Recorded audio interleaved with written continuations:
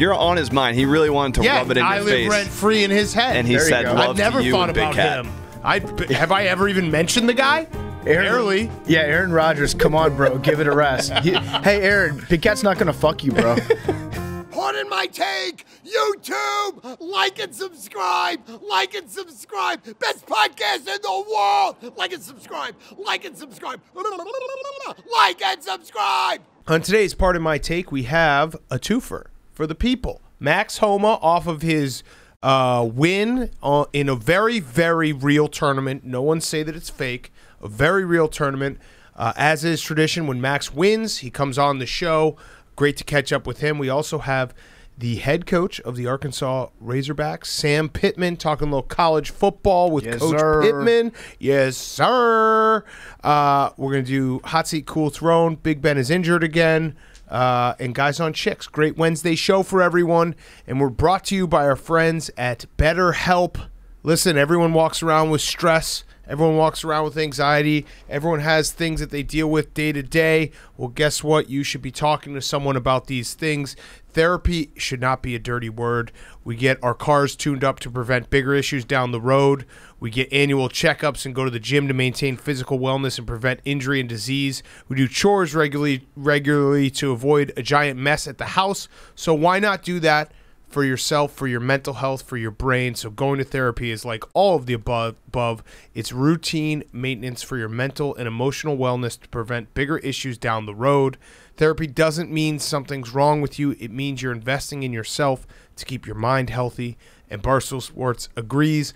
They're offering BetterHelp services to all of our employees. We have that as an added benefit to help take care of our overall well-being. So you should check it out right now. BetterHelp is customized online therapy that offers video, phone, and even live chat sessions with your therapist, so you don't have to see anyone on camera if you don't want to. It's much more affordable than in-person therapy, and you can start communicating with your therapist in under 48 hours. So why invest in everything else and not your mind?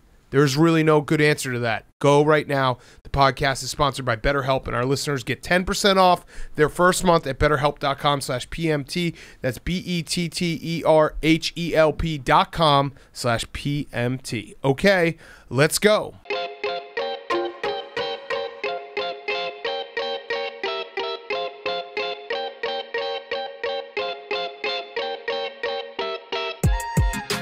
Welcome to Part of My Take, presented by BetterHelp. Go to BetterHelp.com/PMT right now. 10% off your first month at BetterHelp.com/PMT. Today is Wednesday, September 22nd, and I have regret to inform you that Big Ben is injured again. That's actually good news for Big Ben. It is. Bad news. Bad news for the NFL. League. Yeah. Yeah. So it looks like the Raiders caught him at just the right time.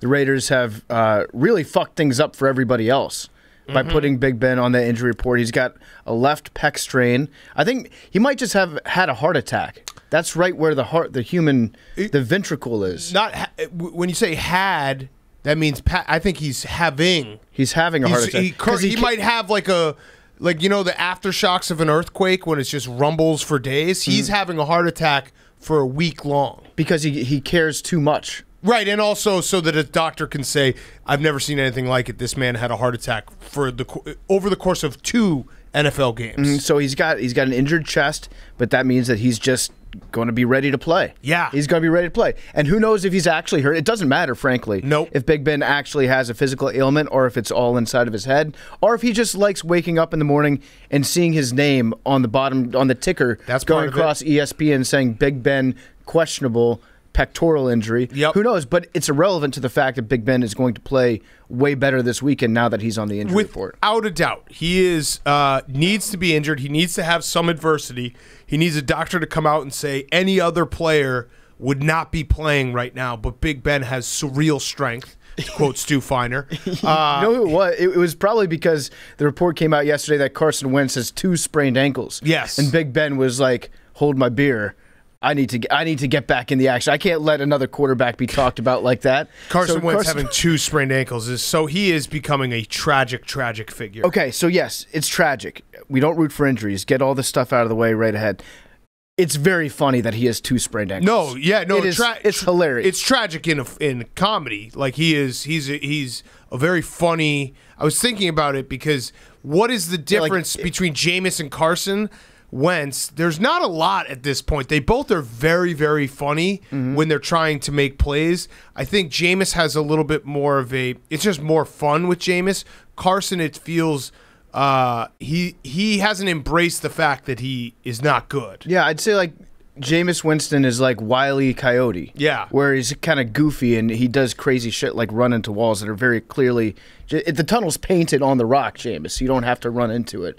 Carson Wentz is like Elmer Fudd, where he's kind of the butt of the joke. Right. He's still like out there trying to make things happen, but 6 times a game he fires a shotgun and it backfires into his face. Yes. And then the 7th time comes and he's like, no, this is the time, it's good. And then he looks in the barrel and then it fires again in his face. Exactly, yeah. But yeah, so Big Ben is hurt. That's the big news. Also, maybe Aaron Rodgers is back. But we all knew that was going to happen. At home against the Lions. This was a get-right game for him, yeah. Like, we all knew that Aaron Rodgers was going to do that. He even was doing, like, a ton of pass plays from the 1-yard line, so they made sure he got 5 touchdowns. Jared Goff, great first drive. Awesome first half by Jared Goff. The rain was not fair. The rain showed up, and there was a couple fumbles after that, and I don't think that the rain should have done that to Jared Goff. It only rained when the Lions had the ball. Correct. I don't know if you noticed that, but when Aaron Rodgers had the ball, for some reason, it just cleared up. Yes. And he was able to get along with his offense fine. But yeah, Jared Goff, awesome first half in this game, and that's all we're going to say about Jared Goff's play. Yeah. He looked really good in the first half. I would like to unilaterally say that Tom Fornelli's suspended from coming on Part of My Take. Correct. He texted us with a hot tip about Jared Goff yesterday. Hey, just so you know, Jared struggles against zone defense. Yeah, Tom, we know that you talked to Pete, who watches the tape. And he said he won't throw touchdowns against his own defense. Guess what? 2 touchdowns in the first half. I blocked his number. It was. Oh, you did? How are you going to get your takes then? What do you mean? Yeah, you still follow him on Twitter? Well, no. It's Tom would have to block Hank. Right. Tom gets all his takes from Hank. Correct. Right. Yeah, my mistake. Yes. Yeah, it was. Exactly. And then Aaron Rodgers wished me peace and love via our boss Dave, so that sucked even more. He just stop. I hate him. He looks tacky and gross with his hair. His hair looks terrible. You know what I've noticed about his hair? He has sarcastic hair. Yeah. I don't even know what that means, but he's the only person that your hair is just like, dude, you're laying it on pretty thick. We get it. Aaron also charity shamed the shit out of you. Yeah, but I don't care. He said, I can't believe Big Cat still has a vendetta against me after all these years and the Barstool Fund. So what? He gave a little money. He's rich. Who cares? We all gave money. It's almost like he's running up the score on you by just mentioning all that stuff. Like he keeps a running list in his head. I'm so sick of this guy. This hair is gross. He looks gross. He's tacky. And this also wasn't so. This was a message last Wednesday, a text thread between Dave and Aaron, and Dave was like, "You've heard him a lot." And he said, I wish him love and peace. This was Wednesday. And then he followed up at 2:25 in the morning. So you're on his mind. He really wanted to rub it in your face. I live rent-free in his head. And he said, love I've never to you thought and Big about Cat. him. Have I ever even mentioned the guy? Barely. Yeah, Aaron Rodgers, come on, bro. Give it a rest. Hey, Aaron, Big Cat's not going to fuck you, bro. It is great when people are like, dude, you think about Aaron Rodgers too much. I'm like, yeah, no shit. Because he's haunted your dreams for 15 years. He smashes me in the face twice a year, sometimes 3. I do want to give a shout out, though, to Aaron Jones, the real star, the real talented Aaron on the Packers. Correct. This is Aaron's team, guys. He scored a touchdown yesterday. He scored 3 touchdowns, right? And 4 on his last touchdown, he was carrying a necklace that had his father's ashes in it around his neck because his dad passed away this offseason. Fell off in the end zone. He didn't know where it was. So after the game, he was doing his post-game interview, a real pro's pro, respecting the biz, talking to Susie Colbert, I think, after the game, saying, my necklace fell off. My dad's ashes are somewhere in the end zone. We're going to get to work on finding that later. Didn't even go and try to find his dad after the game. Went right, did the interview. Wow. They did find his dad's ashes, so he got the necklace back. I thought that was kind of cool. Yeah, that is very cool. Like he's playing a game with your dad, although Goodell would probably be like, that's taunting. Yes. To have your father get buried in the end zone. Yeah, you can't do that. Or the Chargers refs would have called it 12 men on the field. There was a little bit of a confusion too with our taunting discussion on Monday because people are like, "There's a difference between celebrating and taunting." I agree. Celebrating should always be allowed.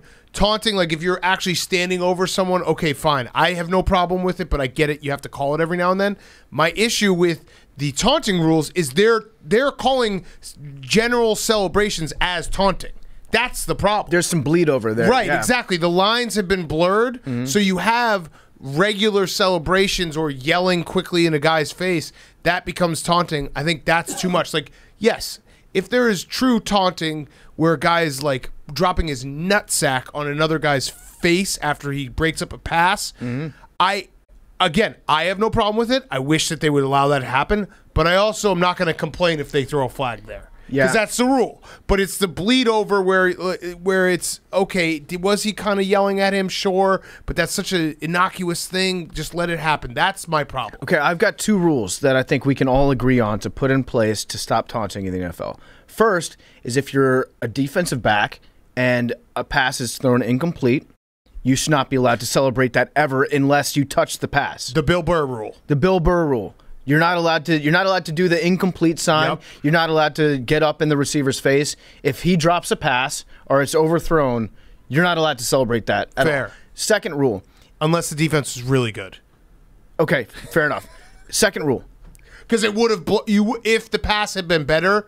You can't fault the cornerback because the quarterback sucks. Or if he's playing great defense and it's incomplete pass, I think you kind of have to do the incomplete. what if it's a great pass and you're playing great defense, but it's a drop catch? I think you still have to. All right, see, this is what happens, it's up Big to your Cat. discretion. This is what happens. I think we have to make it a blanket statement.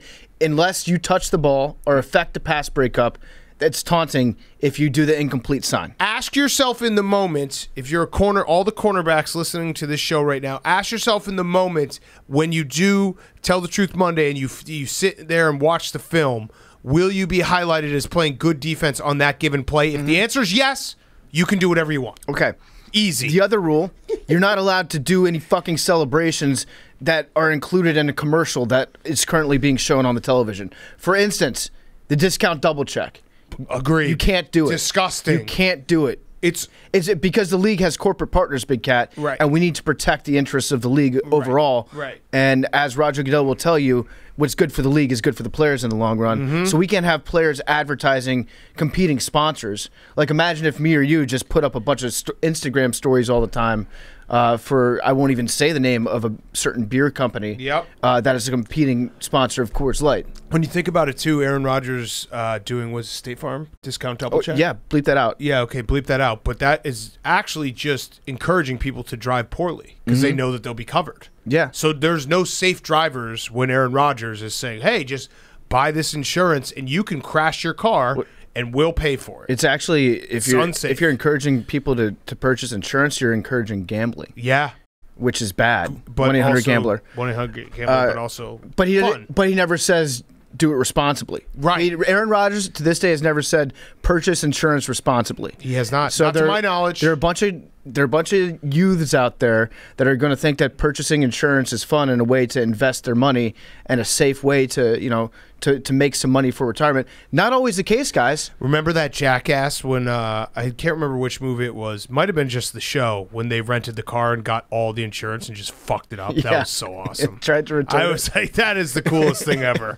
Those guys rule. All right, also, in the Monday night broadcast, Brett Favre, I don't think he's alive. I think it was animatronic Brett Favre that we saw last night, like a Chuck E. Cheese character. It was cool. Aaron Rodgers, not this part, Aaron Rodgers getting top 10 passing overall, but it was kind of cool that when it happened, you had 3 guys in the top 10 talking on a broadcast. Yeah, I just thought Favre definitely did not even have his computer monitor on. He's the kind of guy, he's like everyone's dad who just refers to the computer as being like my email. Yeah. Like, come help me turn my email on. And what's that, Hank? No, finish your point. I was going to say something after. Yeah, he even said, he's like, I didn't watch the first half. I was just trying to log on. Yeah, his screen is just Clippy being like, hey, it looks like you're still trying to do your taxes. He was just screaming at everyone in his house, get off the phone. Yeah, Get off the phone, get off the phone. I gotta go do this live stream. Yeah, Gronk was awesome, though. Yeah, he was. I don't think He was Gronk, very funny. I don't think Gronk knew he was on television. He just thought he was having he thought he was on chat roulette again. He really did. We were talking about it in the group text, but he really is the Manning's like worst nightmare in terms of respecting the game, because he's just like, yeah, I just get out there and I run and I'm better than everyone. They're like, what do you mean you don't watch tape? Yep. This is crazy. He's He's so Gronk, and it's so great to see. I think he said he was playing cards actually during it. Yeah. Probably up the river, down the river. Yeah, asshole. Yeah, Kings. Yeah. Everyone poker. seems to Strip universally. poker with Camille. That's it. That's all they do. Just the two of them sober. Everyone universally loves the Manning broadcast. I watched it for the second time last night. My only thing is that it's good, but I feel like the regular broadcast is still better. Okay. Like when I'm watching the Manning broadcast, it just doesn't feel like a big game. It's casual and it's good, and the moments that come out of it are good. But watching an entire game, I keep switching back to the regular broadcast. I agree. I have actually, so after we talked about it last week, and I was like, this was incredible, I am stepping a half step back from my incredible take to it's okay. Because it is okay. I tuned in every now and then, but I completely agree. If your team is playing, if it's a really big game, I think the traditional broadcast still trumps it because it's just human nature that if you are trying to follow along with what the Manning brothers are saying and watch the game, it's hard to do. So it's not even a knock on the Mannings. It's simply the fact that our brains are too small to follow two things at the same time. And sometimes I like to hear the crowd, like Right. that kind of stuff. Like it's good, but I feel like Yes. the regular broadcast is still better. For a game like last night, though, that got a little out of hand in the second half, they're the perfect thing to flip over and be like, all right, let's see what they're talking about. Yeah, I liked him. I liked him a lot, but you're right. I would never watch like a Washington football team broadcast Right. on that channel. I would never watch a game. Maybe I might watch like an important game and go back and forth to the Mannings, but I don't think that's not the audience that they're going for. I thought it made a game like last night a million times better, except for Peyton Manning. I'm an Eli stan now. I don't know if you know that about me. Yeah, no, I thought Peyton was actually kind of rude to Eli. At He moments. was. Eli looked very handsome last night. He did. Did you notice that? Yes. Eli has aged backwards. He looks like he's 10 years younger than he was when he was last in the league. He probably will show up for some of Arch Manning's recruiting visits. Yeah, I wouldn't be surprised. Where's Cooper? Cooper was at Georgia on Saturday. Okay. Because that's Arch got, they went there, all the kids. It's God bless the South. God bless college football. We're going to have Sam Pittman in a second. But it was a bunch of college kids that had body painted a 16-year-old's name on their body. Love it. I just Wait, love Georgia guys? Georgia fans. Georgia fans are the king of body painting. Yes. Do you remember that video? The Yes. Spurrier. Oh, yeah. Spurrier, that visor's coming off. Yes. No, it was a bunch of college kids that were just had Arch Manning written out on their bodies. They had the to base try to coat. get him there. Yeah. Oh, wait. Yeah. I thought also the Manning broadcast, it is, and I think most of us watch Monday Night Football in the similar way, just sitting on the couch by yourself. But you can't watch that broadcast if you're with other people. That's the other part. No. You wouldn't it's a be able to single. watch it if you're with a group that is talking and conversing during the game because you really do have to extra focus. It's really a broadcast for the loneliest people Yes, in the world. right. Monday is Night fine. Football is pretty. And- Like who's unless it's your team, I feel like Yeah. people aren't gathering. For No, Monday right. Night That's what I'm Football. saying. Yeah, absolutely. But Sunday like, night they would probably be a disaster. if they ever tried to do it for Thursday Night Football, it wouldn't work. Right. Like that kind of thing. But yeah, it's for the loneliest people and for sports media journalists to Yes. tweet about how incredible it is. Well, that was my I've thing. where now it's like, taken a step back from incredible. I got swept up week one, hand up. I still like it. No, I just I went from my grade went from incredible to good. Okay. That's all. I would- Half step. I'll give it I like, was watching it and I was like, I feel like the media people are overhyping this because They the are. entire time I was They like, I are. kind of just want to switch back, and I eventually did because I was just like, I can't. The media people Have to make my own decisions and here. I do this. My hand is up.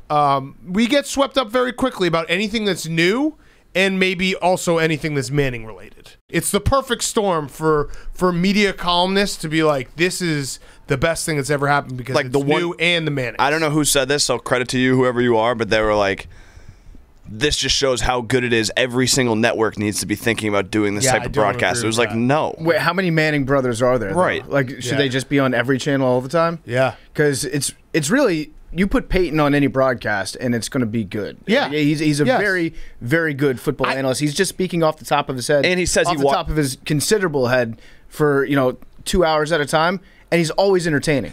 This is my hope for this is not that every company does this. My hope for this is that Peyton Manning, it gets Peyton Manning the universal praise that he's looking for, maybe, and gets him into the booth. It would because be- he would be so good in the booth. It'd be very funny though to see like Fox try to copy it. Like we got the Detmers, Yeah, we got Ty and Coy. that would be cool. CBS has the McCowns. Yes, why not?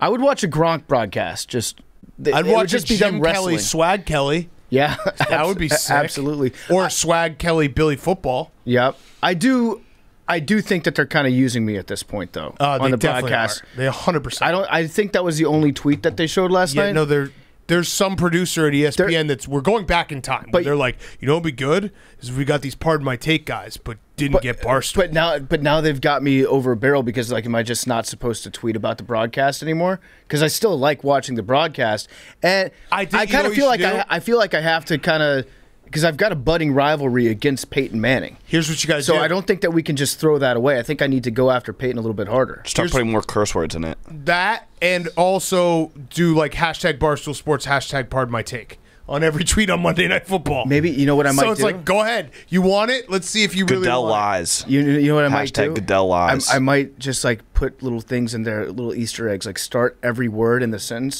so it spells out fuck. Yeah. ESPN. Yes. Fuck You fuck ESPN. Yeah, if you could do that, that would be sick. Okay. Or just Stay tuned. Really put them to the test. This is a joke, though, for the This is a joke. ESPN Yeah, producer yeah. that's Who did- 100% listening Yes. to this. No, I'm kidding. Fuck you. Yeah. No. Just two Hank, don't do that yet.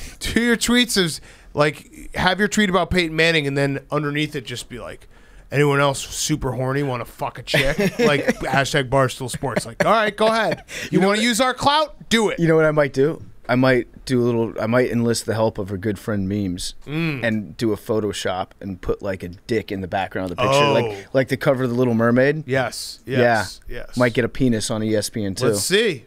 I mean, It'll be my they are penis. using you. I'm going to put my penis on ESPN too. Why am I That's blanking my on goal. our boy's name? Who? The dead guy with the huge dick. Oh, Mr. Wood. Wood. Get Wood. Damn. All right, let's talk a little college football. The Let's dead talk- guy with a huge dick. Milton Berle? Yeah, the worst part about that is that sentence made perfect sense. Like it wasn't that you said it; it was that we all were like, "Oh, Mr. Wood." Yeah. That's a sign of the internet poisoning all of our brains that we absolutely knew what you were saying as you were saying it. All right, college football color update. Color update for the college football playoff. If they started the college football playoff today, my final four would be Georgia and Bama, which obviously not new colors, but Oregon and Penn State, new colors. Okay. So that's our color update. That Penn State crowd on Saturday night was, I know that what did we give ourselves till Halloween that we can be like, man, sports. Crowds are back. No, we said it's going to be like a full year of different sports coming back for the first time. Okay, yes, but So football. that was the first whiteout. So Yes. you're definitely allowed to overreact to that. I didn't. I just said it was electric, but it really, truly was like, man, I miss this so much. That game was incredible. And my other big note from the college football week 3 is we have now the potential to have a true chaos year that we haven't had in a very long time because Alabama got outplayed by Florida. They won, but they got outplayed.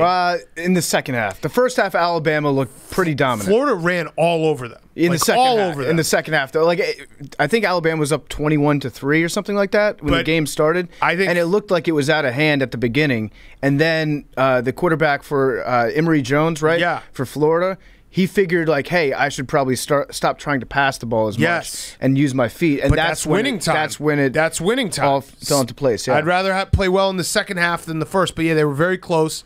They ran like that was weird because Alabama, we thought going into that game like, oh, they have the old school Alabama awesome defense. They got run on, 245 yards run on. So Alabama suspect. The SEC West is also really loaded, so it's going to be a gauntlet this year. Oklahoma suspect. Frauds. Ohio State, major suspect. Tulsa gave them a little bit of a game. And then you have Oregon, where the Pac-12 is maybe like after Oregon, no one wants to win a game of consequence. Like Arizona State losing to BYU, Colorado getting like 0 yards against Minnesota. They all just keep shooting themselves in the foot. So I don't want to take Kirk Herbstreit out for a steak, but Cincinnati, BYU, like this could be the chaos year we've been looking for a very long time. Back to what, 2007? Yeah. 2007 and 2011, right? Was that the other year where shit got really nuts at the end? I'm rooting for a chaos here. And Clemson. I forgot to mention Clemson. Clemson barely beat. I mean, they beat Georgia Tech, but that's a bad Georgia Tech team, and they struggled. So yeah, the whole year, all the NCAA is sus this year. Clemson right now 2-1, ranked number 9 in the AP, so they're behind Cincinnati. But again, if you don't think that Clemson is going to leapfrog Cincinnati, they will. If they win convincingly in the cupcake games that they have in the ACC, they will leapfrog Cincinnati eventually. Yes. Ahead of Cincinnati, Iowa is suspect. Yeah, no, they've been dominant. I think that Iowa's. I don't think they're the 5th best team in the country. No. They've been dominant though, so you can't. I agree with you. Their offense isn't very good. They've gotten a lot of good turnover luck. I'm not saying a lot of pick sixes. I'm not saying they're frauds yet. I'm saying as of right now, they have put together a very nice resume in terms of who they beat. And they beat Iowa State at Iowa State, which is a big time win. Who they beat week 1? I can't even remember. But they get like credit because they have been very good. I do think that Oklahoma is big time fraud. Yeah, big time fraud. They don't look good at all. Like Spencer Rattler he's got the name. I thought he was going to be great, mostly just because of the name and because of all the hype that was behind him. Snake emoji. The NCAA is a better place when Spencer Rattler would be a good quarterback because you get to say the words Spencer Rattler all the time. But he hasn't looked great, and I'm sure that a team's going to draft him a little bit too high. I'm also starting to buy back in on the fact that some team is going to draft Bo Nix in the 2nd round. Oh, yeah. It's going to happen. Bo Nix and it's going to be a terrible decision. He really is. I mean, I bet against them because of Bo Nix, but I said it on Saturday night. Half of his passes really do look like he's playing for dude perfect, throwing into an invisible trash can somewhere 15 to 20 yards off the field. Like he just throws these moon shots that his receivers don't even know what's going on. Yeah, I mean, I was on the money line for that one. The 4th down and goal fade to the end zone. Awful call. Probably the worst football call I've ever seen. I'm not a football guy. I don't know all the routes and all the schemes and things you can do in the red zone, but it was so bad. Any other play would have been better. Between that and Emory Jones just holding on, like basically trying to carry his running back in, refusing to give it up on the read option on the 2-point conversion.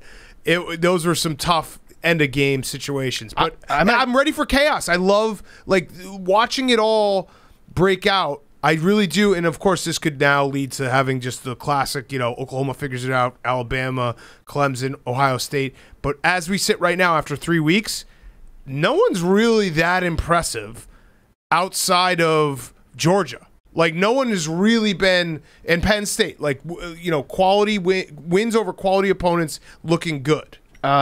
Notre Dame might be good too. No, they're not. Houston, Wisconsin's going to beat them. You don't think Notre Dame's good? I think Notre Dame might be. They barely beat Toledo. That was 2 weeks ago? Yeah, and then they covered against Purdue, but it wasn't like they blew them out. They also barely beat a Florida State team that is now 0-3. I think they might be there at the end of the year. UH had a big bounce back. Notre Dame will lose to either Wisconsin or Cincinnati. Hopefully Wisconsin. They've got a tough dark schedule. horse. Hank, how are you feeling about 4 Ohio State losses? I feel good. I mean, they barely beat Tulane. They didn't look good. No. I was like Tulsa, you mean? Tulsa has a pretty good defense, but yes. But yeah, I was like, there was a chance they lost that game. That made me feel good about the rest of the season. If they barely beat Tulsa or whatever, they beat them by 20, but still, it was closer than it should have been. It was very close, especially at halftime. I got a little bit scared watching that game. I was like, #Hank was right. We'll see. A lot of football left, but I'm excited. All right, we got Sam Pittman coming up. Let's do Hot Seat Cool Throne. And then we're going to get to Max Homa, then Coach Sam Pittman. Hot Seat Cool Throne is brought to you by our friends at Coors Light. Do you ever feel like you're always on? What do you need to do when you need a moment to chill? How about crack open a Coors Light? When I need to chill, when I need to sit down, relax, enjoy the moment, I crack open a Coors Light, and I have those mountains that are always blue. So when you need to hit that reset button, just open a Coors Light. Coors Light is cold lagered, cold filtered, and cold packaged. It's literally made to chill. It's as crisp and refreshing as the Colorado Rockies. Perfect for a moment to unwind. So when you crack open that Coors Light, you feel good. Coors Light is the one I choose when I need to unwind.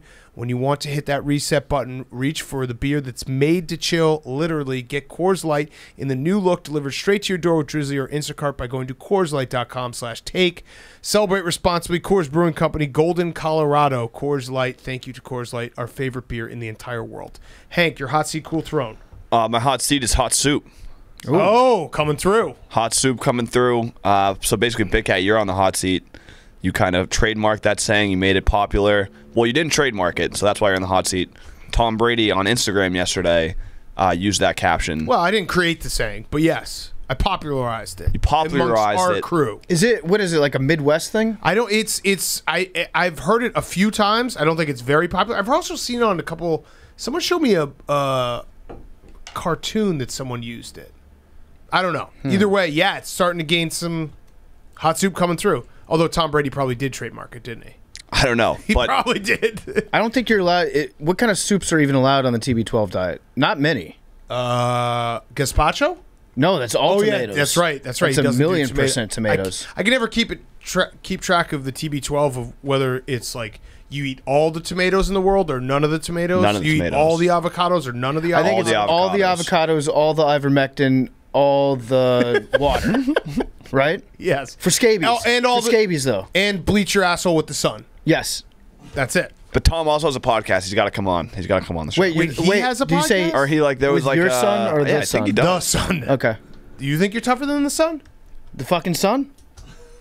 Because he got mad at ESPN. ESPN's on the hot seat too. ESPN F1 didn't credit us with the Daniel Ricciardo story. They just posted they posted a tweet that was like They shamed. Danny Ricciardo has confirmed that Netflix was following him from Monza. Just didn't say where he confirmed it. And then, I got involved. The AWS got involved and started like shitting down their throat. 2 hours later, they replied to the tweet and was like hashtag part of my take. Meanwhile, F1, like the main Instagram account, posted the quote with like great credit. So shout out to the real F1. They have way more followers. They're way more legit.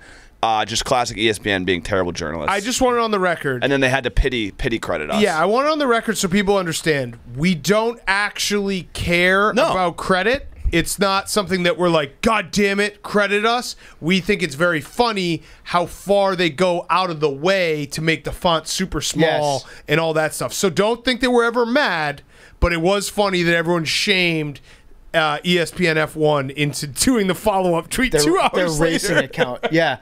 I agree. I don't care. It is funny. It's legitimately funny. It's like a word search. Bad journalism. Bad journalism. Jake actually cares. Yes, Jake does care. Yeah, but we don't care. Yeah. When Bleacher Report has like a picture of a stadium and it uses one of our stories, and then it's like a magic eye of the people in the stadium where if you stare at it long enough, the words PMT come out of it. It's like Jim Harbaugh gives us a quote, and they do a maze out stadium, and then the quote is in yellow. The part of my take is in yellow in the crowd. But F1, shout out to F1. They had a great post, great credit, tagged us and everything. So shout out to them. And they have like 15 million followers. So that was huge. Fuck ESPN. My cool throne, and my point was that I saw Tom Brady like got mad at them too for not crediting him from a story from like his podcast. I thought. Tom's getting into the game. Love it. Content game. Come on the show, Tom. My cool throne is, I guess, me by virtue of Ben Simmons. I don't have to worry about Philly coming at me being like a very hated person in Philly because Ben Simmons is now public enemy number one. He said he's not going to report to camp. He doesn't plan on ever playing a game there ever again. So he's not going to be on the Sixers, it seems like, and he will be the most hated person. I know there's been a lot of people, a lot of hate from Philly thrown at a lot of people.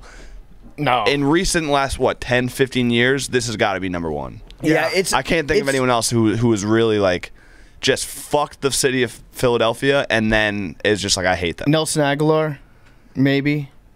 No, but you're right. Yeah, he got traded. It's not even close. He didn't say I'm not reporting. It's not even close. Like Ben Simmons, I don't understand what Ben Simmons is doing because sure he wants to be traded, but like you stink right now, and so the first thing you should be doing is practicing. Right. It's like imagine a firefighter that like started a dozen fires and threw cats up trees, being like, you know what, I'm not coming into work until you guys pay me more. Yeah. Until you trade me. Yeah. Yeah, it's baffling. I still think he'd be good in the right spot. Yeah. That's just me. If we, yeah. That's me. Trusting draft picks.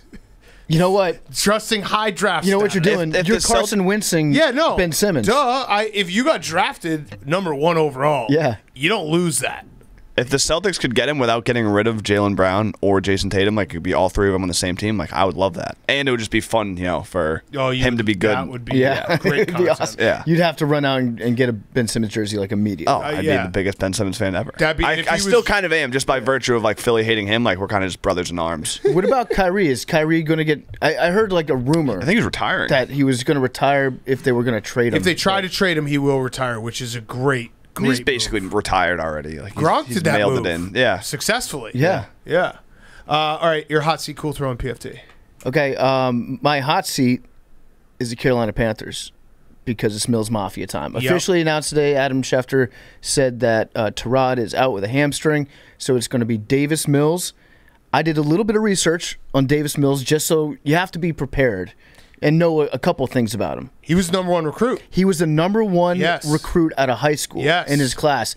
Number 1 guy, that doesn't go away, Big Cat. Nope, does not. And his Although it does, but no, it doesn't. Oh shit. What? Breaking moves. Are the Saints at home this weekend?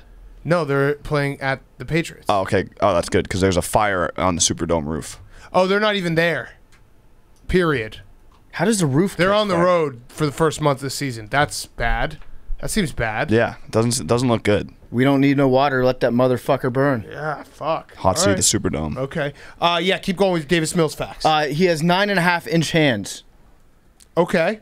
and he split starting time with KJ Costello Yep. at Stanford. Yep. He should have stayed an extra year at Stanford. He fucked me on a, I think it was against Cal in 2019. Yeah. That's really all I got about Davis Mills.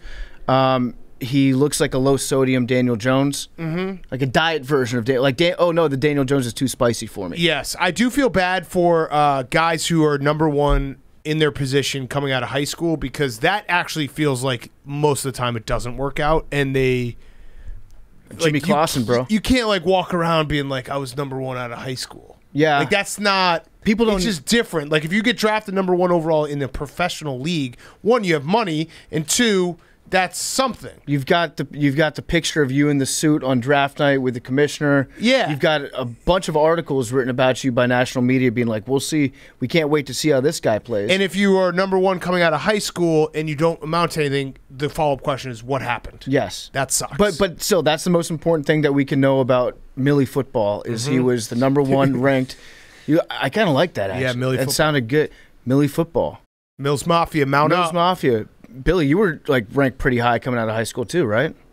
Number 1 No. in my heart. no. If Billy my had gone heart. to Stanford, this could have been you. Yeah. In my heart. Davis There's Bills. some kind of construction going on. All right, your cool throne? My cool throne is sexism. Ooh. Sexism is back. It's on the cool throne because I don't know if you heard this in the news, but the Taliban didn't appoint any females to high-ranking cabinet positions. What the fuck? So they're canceled. Damn. I regret to inform you that the Taliban is sexist. It would have been funny. No girl bosses. Yeah. I'm canceling my vacation to Afghanistan. Afghanistan? Good. Wow. I will too. I'll cancel yours as well. Thank you. You're going to really regret canceling that vacation. Yeah, I mean, in general, canceling a vacation is Yeah. never good. It's tough. But I have morals. I got to stand for something. Yeah, brave that's of you. true. That's true. All right, my hot seat is everyone on this podcast except possibly Jake. Quick straw poll. When was the last time all you guys went to the dentist? It was at the old office. Remember during March Madness when my mouth felt like it was on fire? Yeah. And I went there and they're like, "Yeah, you have 4 wisdom teeth that are pressing on nerves." So what was that, 2017? 3 years ago? 4 years ago? 4 years ago. 4 Yeah. years ago. 10 years minimum from Bubba. When I got my wisdom teeth out When was that? 2 years ago. Okay, Hank? I was still living in Williamsburg, so like 3 or 4 years ago. Yeah, Jake, I assume you went 6 months ago. No, 2 years, but Oh. just made an appointment this morning for 2 weeks from now. Okay. So that's momentum. All right, so I would after that straw poll, I went today. This is the first time I went in 2 years. Anyone who has not been there for more than 3 years, just never go again. ever. Okay. Because she was the dental hygienist was just ripping up my mouth, blood everywhere, and she was like, if you came in every 6 months like you're supposed to, none of this would have happened. And I was like, well, what if I just never came in again? None of this would have happened. And she's like, yeah, that's also true. So I think the rule is either go very often or never go again. Also, they ding me for a root canal that I need. You having cavities? I have to get a root canal in my old root canal. Oh, that sucks. Yeah, and the dentist who I know actually said, this was a real quote conversation. He's like, you got to get a root canal in your root canal because it might get infected. And I was like, what if I just never come back again? And he was like, the Dan Heron method, I wouldn't recommend that. And I was like, okay. Okay. So, but I would recommend it to all of you after doing what I had to do today. It is absolutely the worst. And apparently, if you don't go for a while, it's way, way worse. So anyone who's not gone to the dentist for over 3 years, just never go again. Okay. You'll be good. Well, with mine, it's like I've got 4 wisdom teeth, and there's never a good time for me to get my wisdom teeth taken out. No. The only time that would be acceptable is like when you had your kid, like a Thursday night, late night would be the only time where I won't have to talk or show up for 2 days. But besides that, it's like I'm basically... It would be funny to do a show with you having your wisdom teeth out. Then It does suck. But I'm not a drug guy. It does suck. It really does suck. So, yeah, that is my hot seat. Seriously, don't go to the dentist. Anyone listening to this right now, if you haven't been regularly, just give up. Just give up. It's way better than having to do what I did today. You know how many of your ancestors survived without ever going to a dentist? Facts. Probably thousands of them. And listen, it's not a problem unless you go. Mm-hmm. Like, I didn't know that I had an infection in my root canal until I went today. Yeah. Ignorance is bliss. All right, my cool throne is Matt Nagy because I think actually now he's full clown car fun. So I don't know if you guys saw, but he was asked... reporter asked him, is Andy Dalton still your starter if healthy? Matt Nagy said, that's something I'm not going to get into with scheme. The reporter said, that's not scheme.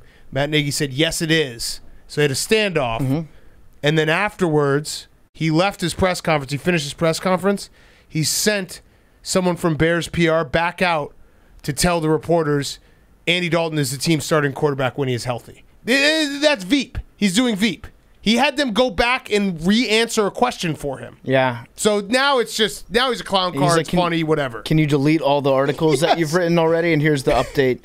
Andy Dalton is the guy. Also, can you imagine doing that? Matt Nagy, there's no reason to just go around telling everybody that you see, hey, by the way, Andy Dalton's the guy. Yeah, like, wow, I didn't ask. Like, he's the walking, sir, this is a Wendy's tweet. Yes. Like, he actually would pull up to a fast food place, be like, let me get a McDouble, and also Andy Dalton's going to start for us when he's healthy. Yeah, I just imagine a scene later in the season, like a Friday Night Lights scene, where Andy Dalton is laying on the trainer's table, his knee is mangled, Justin Fields looking so healthy and fresh and young and supple, and Matt Nagy comes over to Andy Dalton's like, can he go? Doctor's like, I may never walk again. The question was, can he go? They shoot him up, get him out there so he can play. Look at me in the eye. I made the man a promise. That's going to happen. It's a fucking clown car. So I appreciate him at least getting to the funny part. Because there is that, we've talked about it many times. If your team is going to suck, at least have it be fun and entertaining in a weird, stupid, like clown circus way. And I think we're approaching that very quickly. So the only thing that makes me think it's like not quite at clown level yet is just that Nagy seems too sad all the time.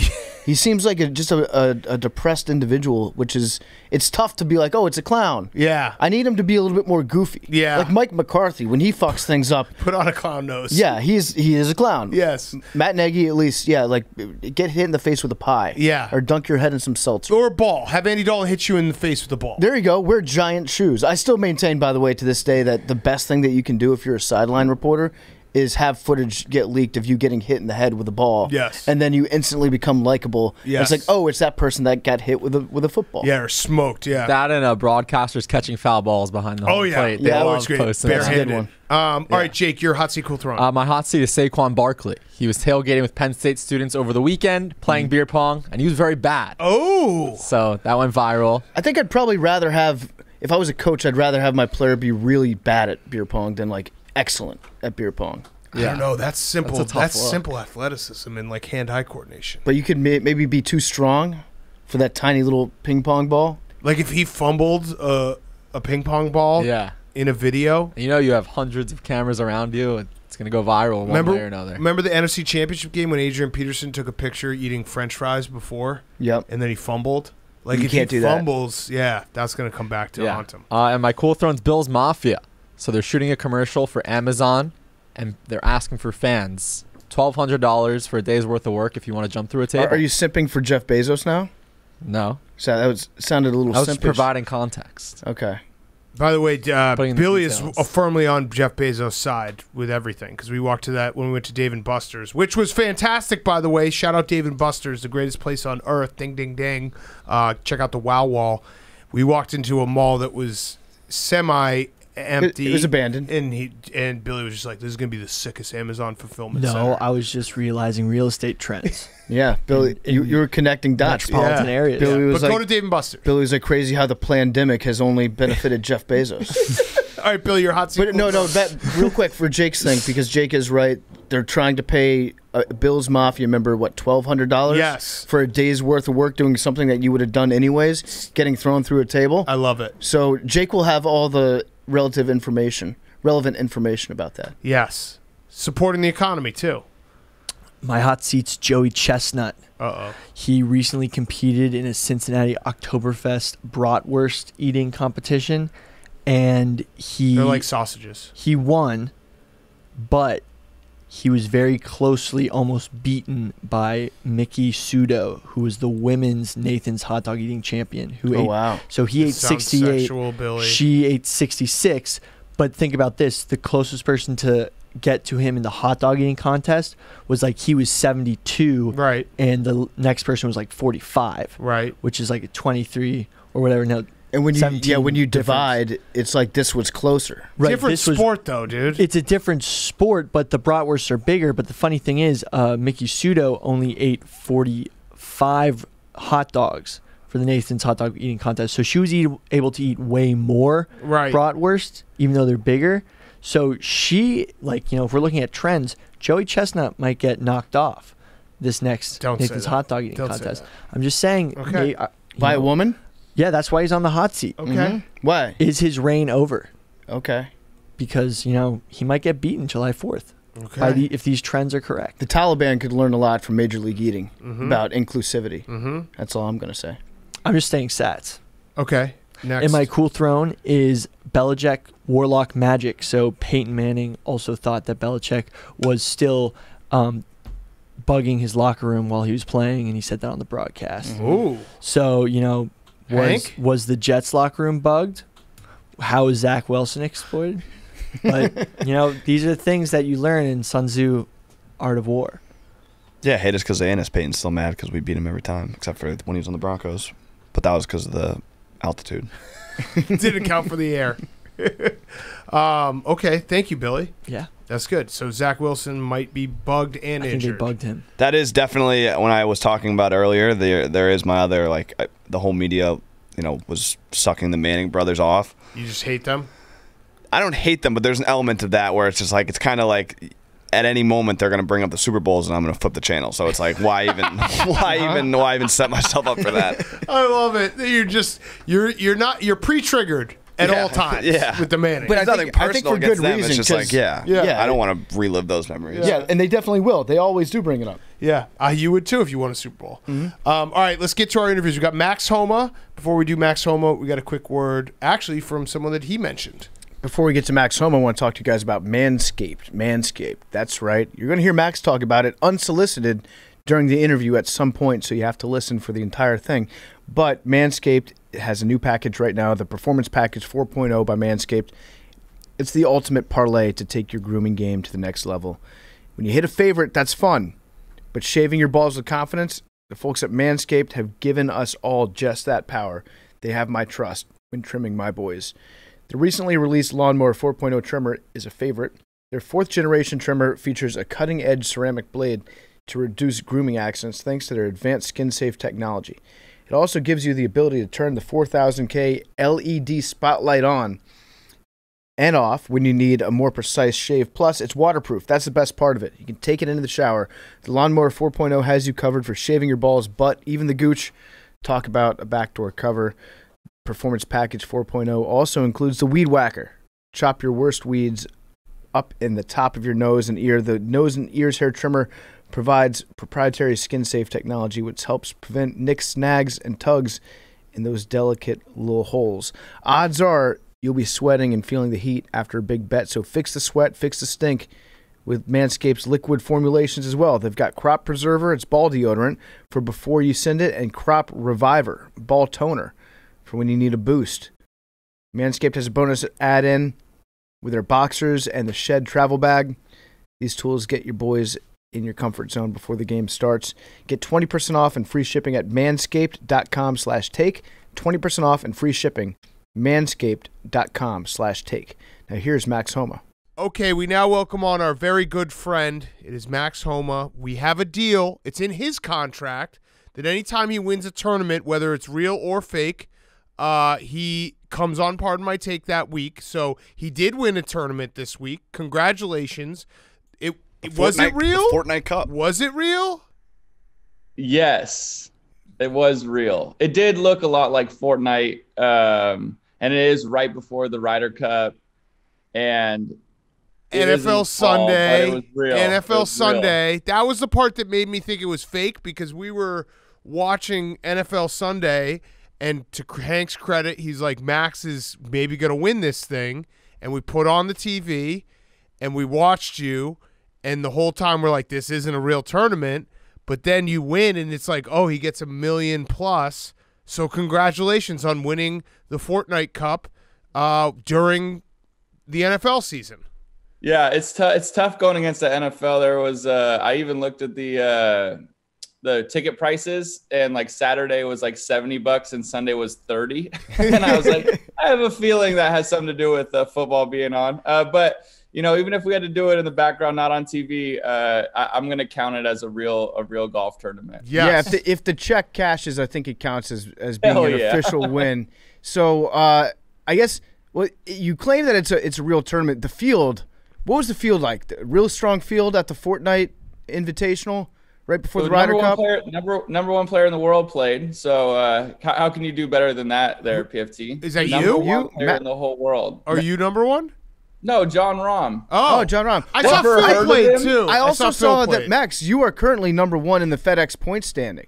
So yeah, yeah, you got to win. Stay there for the rest of the year, which should be pretty easy, and yeah, just a cool $18 million. So you've done the hard work, which is getting out into the lead. So now you just got to keep distance right now. Yeah, I always feel anytime I've ever like bet on a horse, anytime my horse was out front early, they got absolutely smoked. Yep. So I got to figure out a new strategy. Yeah. You want us to call in bomb threats on a weekly basis to every tournament so there's never another tournament played and you win?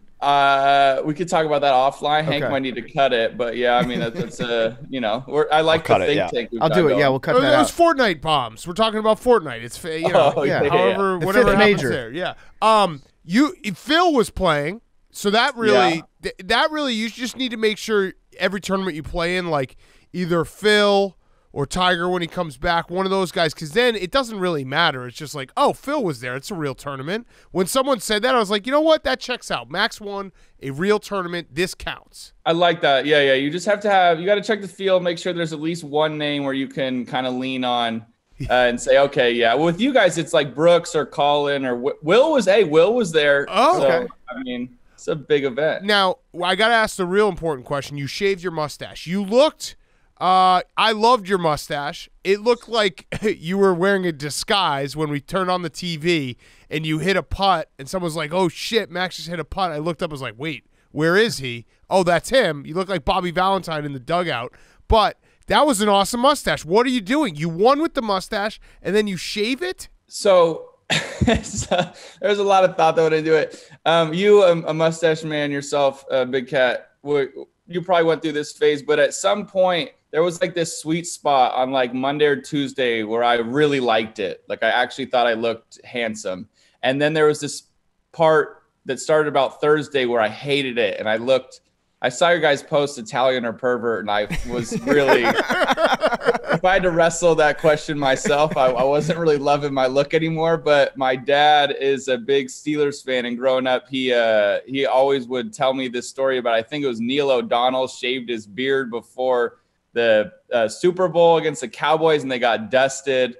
And so I've always been scared to ever change up my facial hair during the week of a tournament. And I could not wait till Monday to shave. And I had kind of forgot Sunday that it was on my face. And I had to do like this selfie video for the PJ Tour or whatever. And I like flip it on and I'm like, oh no, like this is in every picture. Like you look absolutely awful. Some people can pull it off. I decided I look incredibly creepy and not good. I thought you looked great. You just got to power through those moments of self-doubt. I mean, it's been many years for me. How do you do the nose tickling thing, dude? It was like going right up my nose. Yeah, but then if you just power through and you get like a month into having a mustache, it just becomes a part of you. You can never lose it. I mean, sometimes I rock the full beard, but I like having a mustache. I don't know. It feels like I might run it back. It's very easy for me to grow hair, so it doesn't take all that long. So if I ever like change this up, it just takes like 3 days to get back. So I'll kind of workshop it. The way I would describe it is you're never naked with a mustache. Like you go somewhere, you got your mustache with you. It's like bringing a buddy. Like if you just say the word naked with a mustache, like that's really creepy. Yeah, maybe. But I think if you show up and you got a mustache, unless you are someone who's trying to maybe commit crimes, it's like, yeah, it might be, but that's the mustache guy. Like, I don't know, you just always have something. It's like something in your back pocket. It's just nice, you know what I mean? You have a fallback, like mace or chloroform. Yeah, something to talk about. You're making it creepy, not me. I think you're too much into your own head on the mustache. You're not a mustache guy yet. I think Big Cat's right. If you just kind of live with it for a while, right? It kind of takes over you, right? It becomes a part of your body, and then it gets into your brain, and then it'll get rid of all those negative thoughts that you have about the mustache. Wow, this mustache is very it's a strong-minded mustache. Yeah, no, let the mustache take over your body like a parasite. Yeah. You become the mustache. The mustache becomes you. All right, so you got 1.2. Has it cashed yet? No, has not. What? Are you still doing the thing where you refresh your bank account? I did not. No. Can you check? Yeah, I'll check. All right, let's see. One of these days it's going to happen. I also, how many wins will you be like, oh, like I'm good, I've done it? No, it hasn't cashed. Like done, like just been, like be happy, like be over it. No, not over it. I guess it's probably a bad question. Like I'm so rich. No, yeah, or just like, I guess how many wins before you've like really arrived? You have arrived, right? Like you've won 3 times on the tour. That's significant. It's probably, if you did the history of the PGA Tour, there's not many people who've won, 3 or more tournaments. But what's the next level? Is it like, I guess I don't know golf well enough, but what's the next level that you're going for that you're like, all right, if I can get it to this level, like, holy shit. Now Max Homa is someone people talk about in major tournaments, not just, oh, Max was here on Thursday and Friday. That was cool.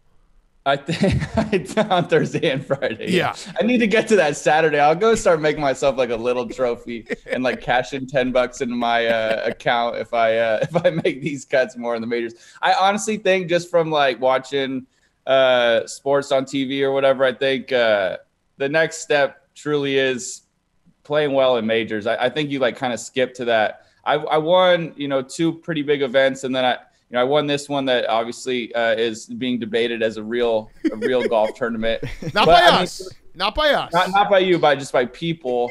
But 3, 3 I feel like is, you win 1, it could be a fluke. You win 2, it's getting harder to argue. And win 3, it's like, well, it's not a fluke, but you do need to play well in the 4 biggest events of the year. You look at the best players in the world, that's kind of what they do. So I guess that would be the next big jump. But yeah, I don't know. I feel like the regular tour events, at least I've proven I could do it.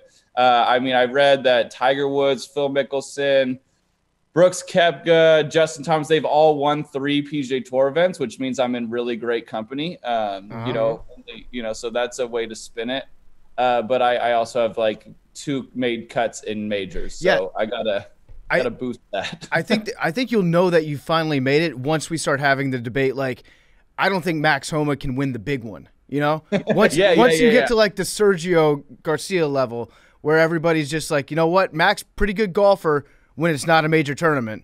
We'll see if he can get. Once you have a monkey on your back, you're almost at the place. I need to find one. Yeah, you got to find a monkey, and you got to take a picture and like put it up on Instagram and be like, I'm trying to get the monkey off my back.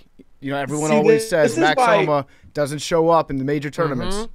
This podcasting thing, man, like this is amazing, because before this, you only could ever talk to somebody about when they did have the monkey on their back, but now we're actually talking about finding the monkey, putting it on your back, and then we're going to talk about getting it off your back. I like this. You got to get the monkey on. Yeah, you got to get it on before you can get it off. It's phases. You have to make the cut.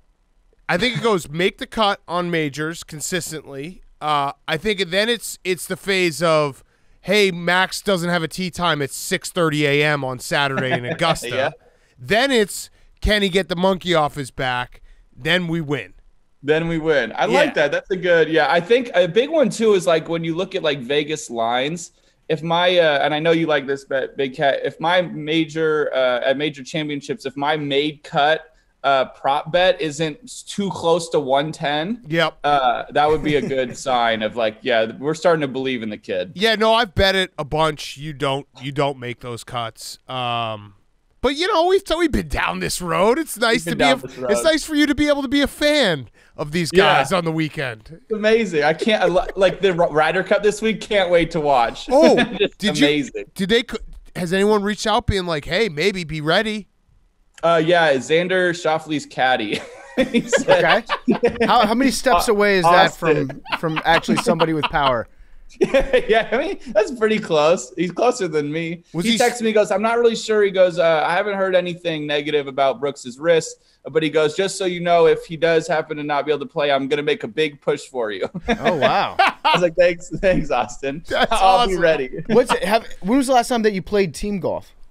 I played like the Walker Cup, which is the amateur version of the Ryder Cup when I was in college. So it was for Team USA. So it was awesome, but it's been a while.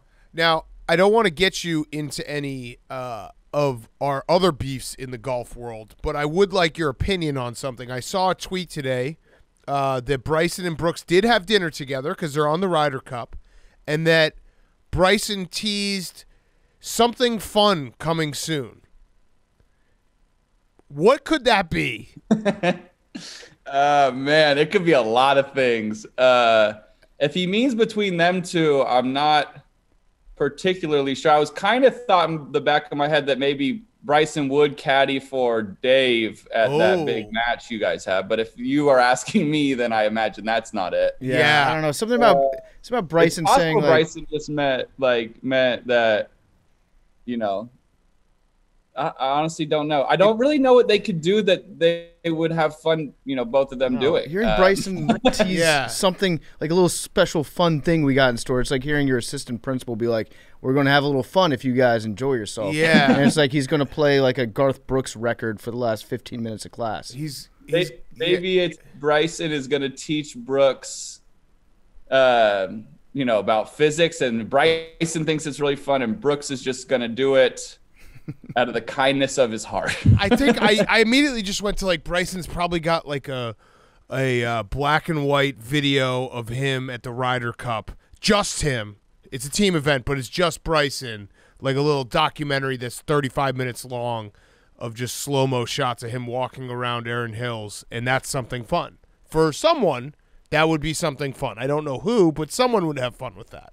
Yeah, I imagine you guys would have fun with that. Yeah, that's true. You know what? That would be fun for us. But in a different way. He edits himself into Saving Private Ryan and then makes everybody on the team watch it. Yes. That's something fun. Actually. That's something fun. Let's go USA. So wait, when does the season started? When did the season end? like a week and a half ago. Okay, so that's really the fake you- tournament part. Yeah, They don't want you to forget golf is a thing, so they just shove it right back in your face. Yeah. That's the part that was hard to wrap your brain around. Is hey, the season it would be amazing like if that happened in any other sport, because like LeBron and a bunch of the NBA players were kind of complaining this year about how the season was starting up too quickly, and it was like a month or two later. We had like I barely got home. I didn't even unpack from like the end of the season and just kind of ran it back. So yeah, but yeah, first event of the season. So it's like winning on sweeping the first series of the season. Mm-hmm. And yeah, you're just kind of like, I gotta be super act like, I was rusty, but I shook off the rust. I got my body right in those 8 days. Best shape of your life, yeah. Yeah, best shape of my life. what we Changed need? my whole diet. We need the on pace guy to show up. We need to be like Max Homa is on pace for 34 tour wins this year. yeah. Yes, Jake can get on that. He's the research guy. I'm Jake's- on pace for $1 billion. Yeah. There you go. He's got Yes. that. And a cut made at the Masters. Was Well, there let's not get crazy. was there any extra motivation going into it, knowing that you didn't want to lose in a playoff against a guy named Maverick McNeely? I didn't think about that, but yeah, that'd have been tough. It's an 80s villain name. Yeah, that's he has a name of a villain. He's maybe like the nicest kid ever. He should be way like cockier and cooler, because he, as far as like his like, he should be a very scary guy because he's got the name and he was like a badass in college. So yeah, when you see the name, it doesn't fit. He's like his body, because he just like smiles at you and he's like a nice guy. Maverick McNeely is like the like someone from Die Hard or some maniacal bad dude. But yeah, I just didn't want to go to a playoff again because I felt like I kind of overexhausted my luck in those. And I just kind of wanted to get the thing over with and get on my flight home. Did you when you hit that putt that you walked off? Has that ever gone the other way on you, like in a tournament where you started? Because that was cocky. That was very cocky. Like it wasn't. You hit it. It was probably still about 5 feet away from going in. We call that sauce on the tour. You just knew it though, right? Nice. You just knew it. Yeah, I kind of knew it. I don't know. It was cocky. So here's the thing. I haven't been in that position enough times to have messed that up. So like where I start walking and then it misses, I have done it in like 50th place a lot of times, 60th place even, 70th place even. So I've messed that up a lot, but then there's no camera on you and like no one will ever know that I cocky walked it and still missed. At that moment, things were going pretty good. I kind of felt like even if I started walking, it might add to the chances of it going in, because, even as mean as golf gods are, they don't want to see a kid with the ugly mustache get completely embarrassed on TV. He's already doing a little bit to himself. So, I don't know. I don't usually do much cocky stuff, but at that moment, it felt right. It was cocky. Like I said out loud, I was like, wow, that was a fucking cocky thing for a guy who's made his like half of his living roasting people on Twitter, because that's the other element. Like if that doesn't go in, that's just forever. For. Yeah, that's not good. Yes. That would not have been good. Yeah. I think another way to ask the question that Big Cat was asking earlier about like when you've made it would be when do you become Max the pretty good golfer and not Max the guy who's pretty fun to follow on Twitter? I honestly am starting to think that's just never going to go away. Yeah. Probably not. I think I need to delete the whole thing. It is a tough thing to swallow. Everybody, like I meet these people in real life, and they're like, "Oh, Max, hey, I love you on social media." I'm like, yeah, like sweet. You got to start sucking at Twitter. Too. You got to just start retweeting all the people that are like, I'm giving away $5 million to somebody who retweets this. Just like ruin your feed, and then you'll become Max, the decent golfer. I think the answer is actually the same. It's you got to be like competitive on a Sunday in a major, and then it goes away. Because you know how you get that bump in golf. If a guy's in the conversation on a Sunday in a major, he now becomes somewhat of a national name. You know what I mean? People, I think you have more popularity already, but it changes how people perceive someone. So the answer of how making it is all of that rolled into one. You need to be in the mix on, a Sunday in Augusta. I'm also struggling in a good way, but if we're talking about being Max a pretty good golfer, I have another jump after the Twitter thing is that you guys have, you guys probably don't know this, but you guys have like a very popular podcast and people really like love you guys. And every golf tournament now, it's either, roast my swing, people yell at me, or, hey, Max, Big Cat actually loves you. And, PFT said he's watching. Like, that's what I get also more of. And, like, I had two dudes show up to the golf tournament this week on Saturday, I think, in shirts with writing on it saying, "We are homosexuals." And, it was as cool as can be. But the problem is I'm, like, battling this Twitter thing. Then, the #1 sports podcast in the world. And then my own, kind of shortcomings and majors. So this is a long hill to climb. So I'm hoping for that. But, I get, hey, when are you going on Part of My Take? Let me know when you're on Part of My Take. And I'm like, hey, like they got Peyton Manning on that thing pretty recently. And like now Big Cat's friends with Aaron Rodgers. So I think, No, I'm not. I'm not really you kind of. No, I'm not. He likes you, the whole fucking Cal thing. No, I mean, we appreciate you saying that. We love having you on. So you just got to keep winning.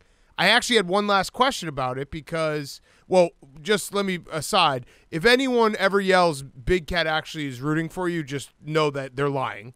I know. Yeah, okay, good. I know. Unless I bet on you, then I am rooting for you, and I do bet on you. Do you think you have trouble playing on the road? Because now 2 out of 3 of your wins have happened in California, your home state. Yeah, I do. I must. I play real well on the West Coast and real shitty in the middle of the season. But that's growth. It's just, I don't know. I like the, I've only won on the 2 coasts. So, some people are saying I'm a coastal elitist. Mm-hmm. I need to be an earshot of an ocean, So the John Deere, you need to win the John Deere. By the way, that was the rowback question. We're going to give you a free rowback Q-zip. Not that you need a free gear now because you just won 1.2 mil. But put in code PFT, you get 20% off. Actually, the best stuff to wear on the golf course. You can have a mustache and a rowback Q-zip, and everything works out. So put in code PFT, you get 20% off. PFT, did you have a last question? Yeah, I was just going to say, like, when it comes to the mustache, what you have to do is you have to start growing it, like, 6 days, 7 days before every tournament. So that way it's not, like, uncomfortable by the end. You can't turn your back on the mustache after you win with the mustache. You're a mustache guy now, Max. It's not really up to you. It isn't up to me. My wife just walked by and said it only takes me 1 day. She also, now that she's outside and doesn't know I'm saying this, we were at dinner last night with a couple friends, and they were like, why did you shave the mustache? And she didn't know that the term manscaped isn't for the face. So she said, I just needed, if I have the mustache, I need to do a better job of manscaping. Trying to explain her that's not the correct use of the term. But, yeah, you putting from the rough? Nice. Got him. Oh, man. So, so that was a tough scene. Well, hey, can I ask you guys a question? Yeah, sure. Of course. It'll be how close are we, PFT, on seeing your eyeballs? What is it? Oh. How close are we to seeing PFT's eyeballs? We're pretty close. I think we're like, I don't know, 20,000 subscribers away. We're going to do a subathon. We need all the help. We're doing a subathon on Thursday night. It's the Texans-Panthers game. So, I mean, that's going to have a massive audience already, I can tell. They might get 20,000 people watching just that game. Yeah, Davis Mills and Sam Darnold, just like, Ravens, Steelers, legendary rivalry. Very similar. So we're close. We're getting there, but I don't know if people. I've gotten some more feedback recently that some people don't want to see the freak eyes. Yeah. Really? Yeah. Some people don't, but you know what? They're coming. Okay. Do you really have to take? Do you have to be aware of where a camera? Yes. Like at work, like you don't have them on all day. That's what the biggest pain in the ass is. It's like I always have to be aware of when somebody's shooting something for like TikTok or for one of the like social media accounts that we run here, and then I either have to hide in the background and like hit the deck, or find some sunglasses to put on, or worse, if they do a take and I'm in the background without sunglasses, I have to like apologize to them, and they have to decide whether or not they want to reshoot it. It's a big thing. Maybe that's the answer. is What? that we don't even make a big deal of it. You just start being in the background of everything without your sunglasses on. I could do Because that. then that could ease people in. I could do that. Yeah. You know what I mean? It's like you decide whether or not, like, you know, I don't know. And then we could get Zoom Twitter and Zoom Instagram people They all- involved. They find the background, the little things. Yeah, they all think that they've gotten some like big thing, and it's like, well, PFT already said that he was not going to wear glasses in the background anymore. Yeah. Yeah, That's like, not. he didn't It's win. not a bad idea. So, but we're still going to do the We're gonna subathon. do the subathon. And Billy's going to eat an entire sub. Max, it just occurred to me that the three of us have never spoken in person, have we? No, it's BS. I started meeting you guys in like COVID times where it's just not the same. I play video games with Hank. Yeah. That's about Yeah. as close to Verdansk. We're like Brothers in arms. when you go to a wedding and they have to like dance around saying that they met online. Yeah. You know what I mean? Yeah, that's exactly what this Like is. that's our relationship. Like, well, we're just online bros. You Yeah, know? We're online bros. Maybe we wouldn't get along in person. Maybe we would. At some point, we do. We do Yes. need to try that on for size. Actually, I- I don't me know too. if I do now because No. we get along so well. I don't Yeah. want to ruin the friendship. Yeah, I we would don't like want to. He actually sucks in person. I would yeah. like to because Max, I do appreciate your friendship because I am rooting against you at times, but that's Love more it. because you actually can take it. And there's very few people who like I could be like, oh wow, Max didn't make the cut again, and not be like, fuck you, dude. Do you know how hard golf is? So I do get these texts from people. They'll be like, "Oh, I'm like if I haven't listened yet." So I save all my podcasting for like when I go practice or when I'm traveling. So I'll like overload all of them. That was why it was so funny. I texted you about the Mount Rushmore gate, and that was just so funny because I listened to them out of order and it was just way better. But I'll like if I haven't listened to the pod yet, somebody will text me, "Oh, Big Cat PFT, they roasted you this week." And I'm like, just so you guys know, I was like, Big Cat mostly texts me before and says, "Oh man." He's yeah, like, no, I got you good. I said right. something mean about it. Max, we met last Yeah. month. I followed you at the Northern Trust. Oh, that's true. You did. I did. Oh, that's right. The only person I've met in person is Jake. Yeah, That's crazy. I do. I text you when I roast you. It's all natural, and then after the roasting, I'm like, that was probably mean. So then I'm like, hey, just a heads up. Like, I'm not changing It's anything never I mean. said. I love it. I'm not deleting it, but I just want to give you the courtesy of saying, hey, I did make fun of you again.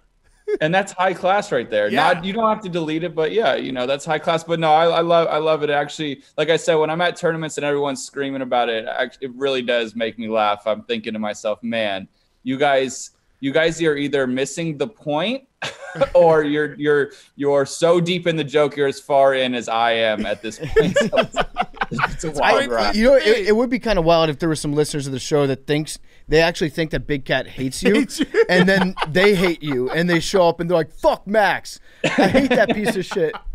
We should sell homosexual shirts though. We should. Yes. Can we do that? It is funny when I hear people yell like, "Hey," for the crowd, like, "I'm a homosexual," and I literally one time heard some guy yell it, and the dude next to him was like, "Yo, like what?" And he's like, home, and he was like trying to explain it, and I was like, this is an impossible thing to explain. It makes a lot of sense if you listen to the podcast or if you get PFT's humor, but The guy when he turns to him, he's yelled like- it from the crowd, it was a very random thing to kind of yell out in public. He's like, Amazing. "That's very brave of you." Yeah. Yeah, thank you. Like, is this, I'm proud of you, but this doesn't feel like the right time. That's perfect. That's perfect. Well, Max, thank you very much. We'll be watching next tournament. If you win, you're just coming right back on. So if you do win every tournament this year, you will be on the podcast every single week. We appreciate it, and we'll talk soon. Good luck finding that be monkey. Yeah, I'm gonna go find the monkey. Thanks, boys. You guys are the best. See you, Max, man. I'm still holding you to the $69 you owe me. I will get you 69. Wait, I thought I owed I feel like I owe Big Cat and PFT $69, Billy. You said you'd give me $69 on Twitter.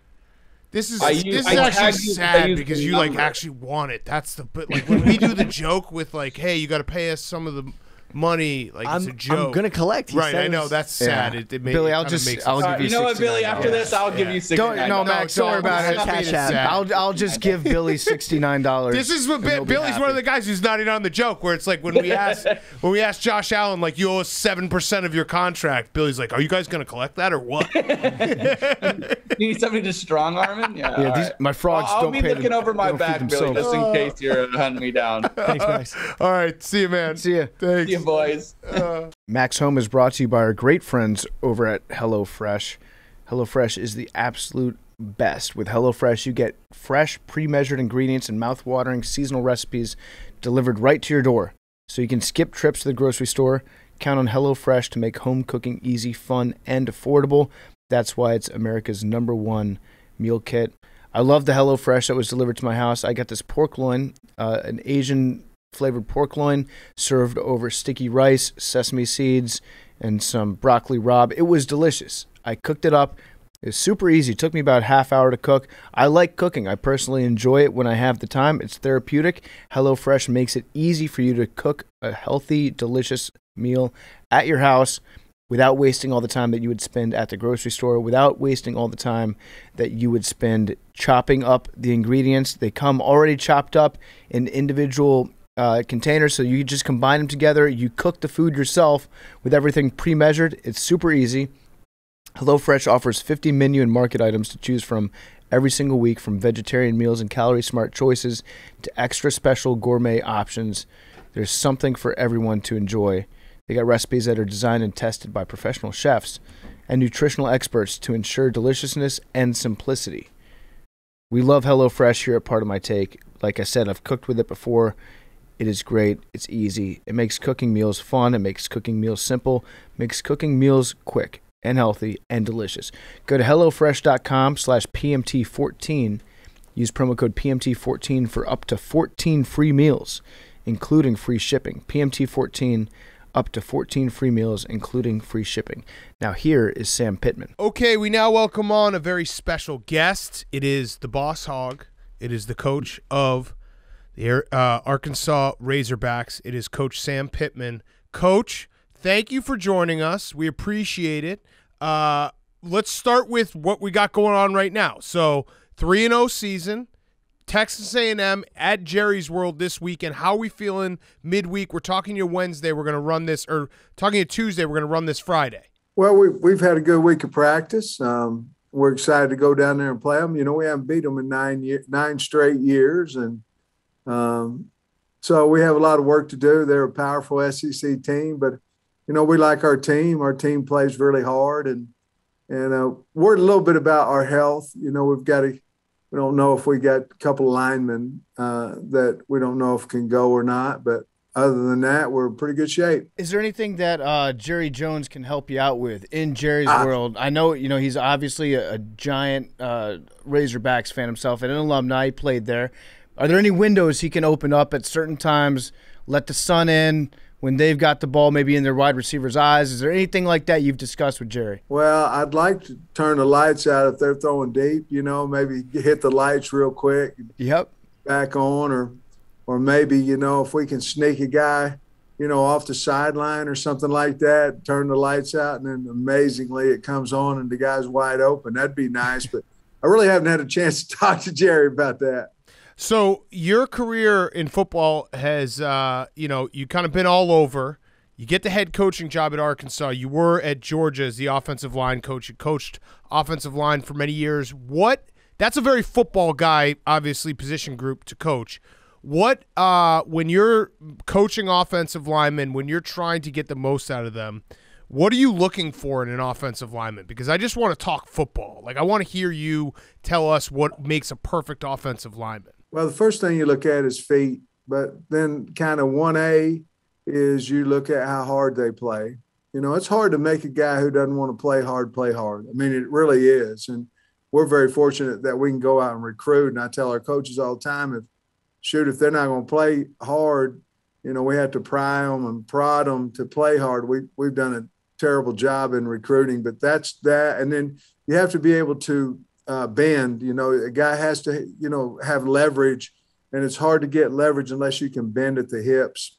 And then it's just all about athleticism at that point. You know, you're trying to kind of recruit a bigger defensive lineman to play offense, if that makes sense. Yeah, I would imagine too the way offensive line has gone. Like 20 years ago, you were probably recruiting a different guy than you are today, because it does feel like offensive linemen have gotten significantly more athletic. Well, they have, you know, and I'm so damn old that, Back in the day, you couldn't even use your hands back when I first started recruiting guys and all those things. So the game has allowed for more athletic offensive linemen just because now they're able to use their hands and their athletic ability a little bit more. I've been really fortunate in my career. I think I've had 28 guys drafted and 7 first rounders and all of them had one straight quality and they love to play. But, that's the thing about it is I'd rather have a big old good one than a small one, and so I like great big guys and have my whole career. Yeah. Do you ever find yourself, are you still hands-on coaching the offensive line, even though you have to like pry yourself away from it at times because that's the one thing that, your true love? I love that question because it's a great question because it's hard for me to take my eyes away from the offensive line. And I made a big conscious effort to coach the team, and I was so fortunate because I hired Cody Kennedy, and Cody and I worked together. He was my grad assistant at Georgia, and then he went on and coached the line at Tulane. But he talks the same talk as me. His coaching philosophy, the way he talks to kids, the way the terminology, it's all exactly the same. So I watch every piece of tape on offense, defense, special teams, and I write my notes down and I have suggestions, but I try to stay away from the offensive line as much as I can. Not necessarily, let's say this, I try to be as even at the O-line group as I am at any other group because, I don't want our kids to think, well, he's got more value. He places more value on the O-line than anybody else because I really don't. Yeah, I read that you have 6 centers on your team this year. Is that still true? You still got 6 of them? Still have 6. There's 2 people that handle that ball every snap, and that's the center and the quarterback. And, I ran into, when I was at North Carolina, I got to my 5th center, and I was so fortunate that, the kid went in there and played, and the 4th or the 3rd one had broke his right hand, and he was snapping with his opposite hand, just to kind of survive. And so I'm so nervous. On Saturday mornings we have our meetings, and I know Cody gets mad at me, but I'll go, okay, what happens if he goes down? Okay, what happened? We'll get to the 5th center, 6th center, the 5th left tackle. And to be honest with you, Kirby Smart used to do that to me when I was coaching over at Georgia too. And I was going, damn, he thinks we're going to get to the 100th left tackle. But to be honest with you, last week we got hurt, we got beat up, and one kid played 3 different positions. So you mentioned Kirby. You came directly from Georgia. You have a leg up in the SEC in the fact that you are not a former Saban assistant, so that means you can actually maybe beat Nick Saban. Maybe have a chance. Yeah, right, him. right. What is it about Coach Saban, especially when you were at Georgia? You played in the national title game against Alabama. Did you ever sit in a meeting and Kirby was like, "Man, it's tough as an assistant because he knows what I like and don't like," and is that a real discussion that happens? When we played Alabama in the national championship game, I talked to Coach Smart, not then, but when I took the job here, and it was, you probably feel the same way about Arkansas as I did when we played Alabama. You help your team recruit and you help them get great players. And then if you leave, you got to turn around and play against them. I felt like Kirby felt that way a little bit, going into the national championship game against Alabama. Of course, the next year we played them in the SEC championship game. But I kind of felt that way here a little bit. I hope I did a good job of recruiting when I was at Georgia. And next thing we have to play them because of COVID. And then this year we got to play them again. So, no, those never really came up. But the way that I would bet, and I may be wrong, but I bet the template of everybody's practices and their organization comes from Coach Saban. Interesting. And really does. As far as the recruiting trail goes, do you still write handwritten letters every single day? Yeah, I do. I got on our guys last night a little bit. I said, God dang, man, I'm going to get freaking writer's cramp. You guys keep making me. At 9 o'clock every single night, our recruiting staff comes in. They do a great job, and it's always notes. Then it's either text, calls, or film review from 9 to 10 every night. And it always has something to do with handwritten notes because, it's something of the past a little bit, and I think there's power in it, and it doesn't take long to write them. And so that's I still do it. I used to write 25 a day when I was at North Carolina, and every morning just write them and write mamas and daddies and grandpas, anybody. Now, isn't that like the knife twisting a little bit in your heart if somebody chooses not to go to school with you, even though you've spent all that time, you've wasted all that ink? What's amazing is I'd go into home visits, and in the middle of the dining table there'd be these stacks of notes just sitting there, and so I knew they were powerful. My job is to make a guy get so close to him that he cannot say no in recruiting, and there's something to do with those notes, but yes, if you write all those, you're going, damn, I wasted a lot of ink. But it's the only way, to me, that's the only way I know how to recruit. So you're known as a fantastic recruiter. What are the few rules, because we've obviously never gone through this process, seen this process, what are the rules when doing a home visit that you always adhere to? Like, gotta always eat seconds of whatever mama's cooking, take off your shoes. Are there rules that you always, when you go on home visits, you know exactly what you're going to do? Right when you walk in the front door, you look and you see if there's any shoes sitting there. And if they are, you better hope your socks don't have no holes on them. Half the time I don't wear socks. And so whenever I go recruiting, I know I need to, and I'll put them on and things of that nature. And then if you ever hear somebody's, this is her specialty, you better chow down on it. You better keep eating it.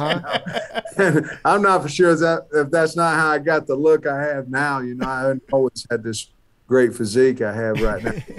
You go in there and, the old stories with Barry Switzer, he would find out what kind of beer, the old story of the Pearl beer at Oklahoma. And I'm sure there's 100% truth to that. You just, anything that folks, when you go in their house, that they can feel comfortable, because they're probably uncomfortable when you first walk through the door. Anything that they can feel comfortable with you, that's really what you're trying to do. You've never been on like a surprise double date situation where they scheduled two coaches for the same night and you had to share a table, right? Yeah, I remember recruiting Rocky Kalmus when I was at Oklahoma, and we sat in there, and he was a great player at the university, and Rex Ryan was with me, and Rex, I said, hey, Rex, it's about time to go. Oklahoma State's sitting out there. He's like, oh, hell with Oklahoma State. We're just staying here. And his brother was the defensive coordinator. So walked by the car and said, you guys are wasting your time. We've already sealed this thing up.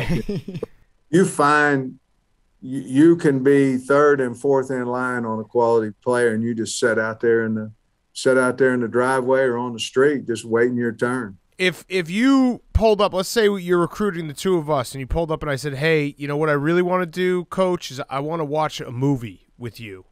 You sit there and watch a 2-hour movie? Done it. I've actually went to the movies with Dan Skipper. Really? Yeah, and trying to get him. He picked it. It was a horrible movie, by the way, but I can't remember the name of it. It was awful. But, yeah, if they want to watch a movie, we'll watch a movie. They want to go out and shoot hoops. I'm not going to make many of them, but I'm damn sure going to be out there shooting them. It's just whatever they want to do. And just it's what it is. It's like y'all's job. It's a relationship business, and that's what it is. And you try to go with the flow as much as you can and put on a happy face all the time and see if you can't get them to believe in you. Love it. You mentioned Rex Ryan. I know that you coached with him. I believe John Harbaugh was on that staff at the same time at Cincinnati, right?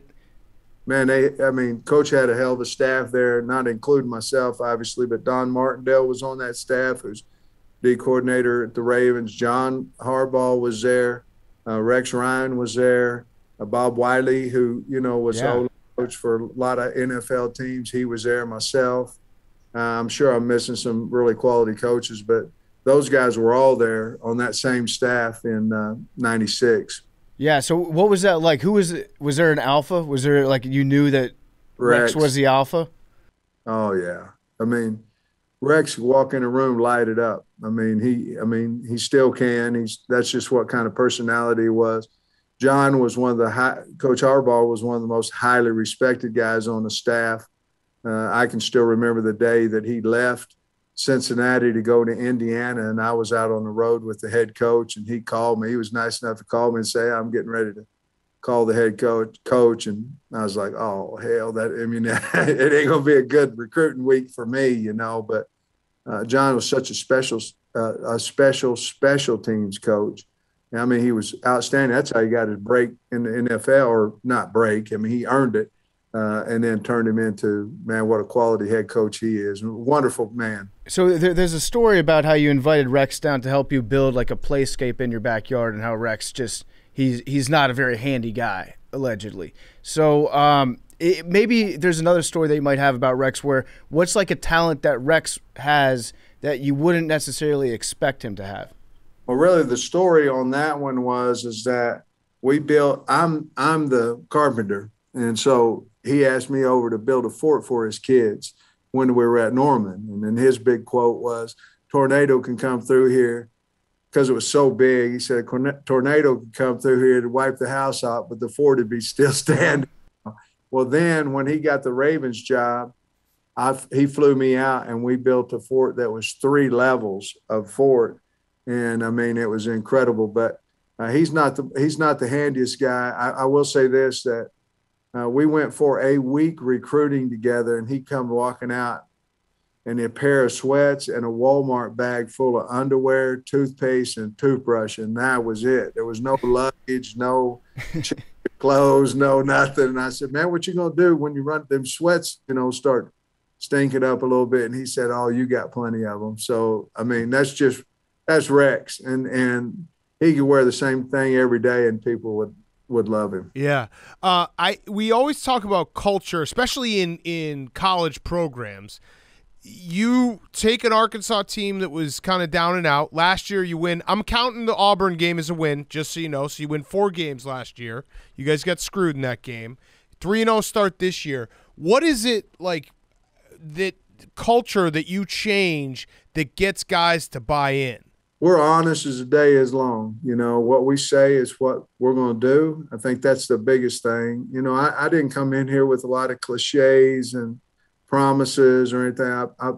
I wanted to reflect the state of Arkansas, which I think is a blue-collar, hard-working state, lunch pail type state. And I wanted the football program to reflect that. And so we were honest with them. I hired a lot of guys around me that had the same beliefs.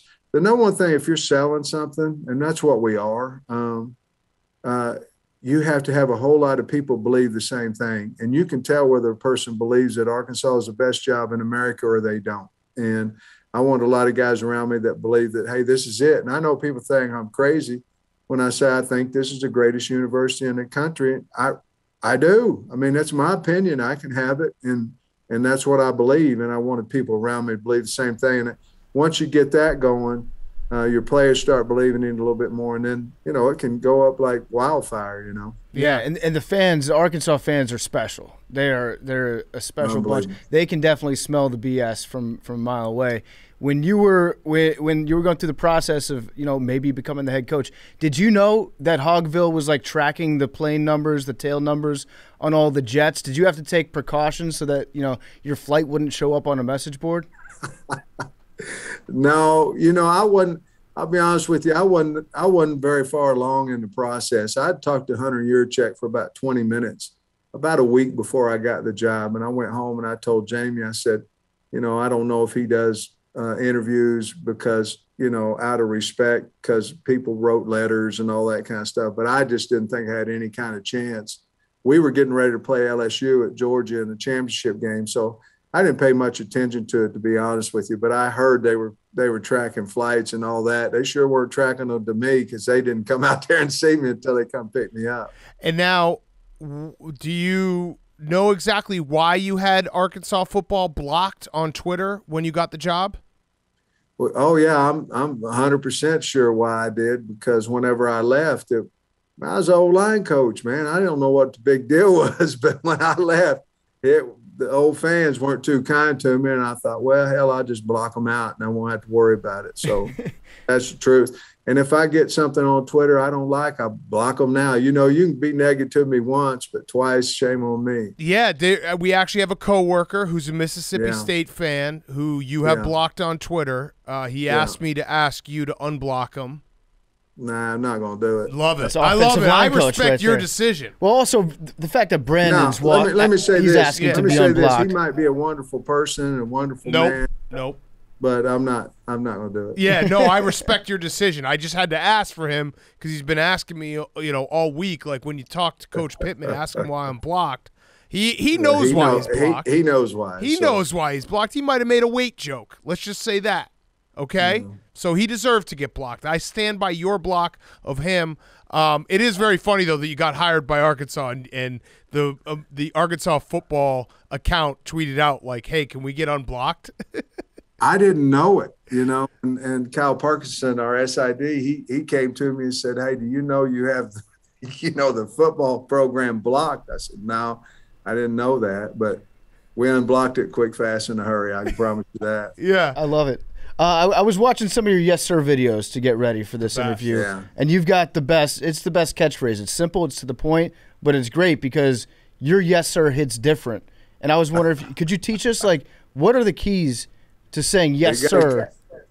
Well, you kind of got to start low, like, like that, kind of build up to it. And then the sir is just, yes, sir. And then just loud as you can, It started because I told the offensive lineman, I said, a simple yes, sir will take you a long way in life, even if you don't believe it. Just a simple yes, sir. And so they started, I had to be asking them a question in the O-line room, they'd be going, yes, sir, making fun of me, and all that. And so finally I taught them how to really say yes, sir. And then Justin Fields committed to Georgia, and the Georgia recruiting department came to me and said, hey, can you do a yes, sir for Fields?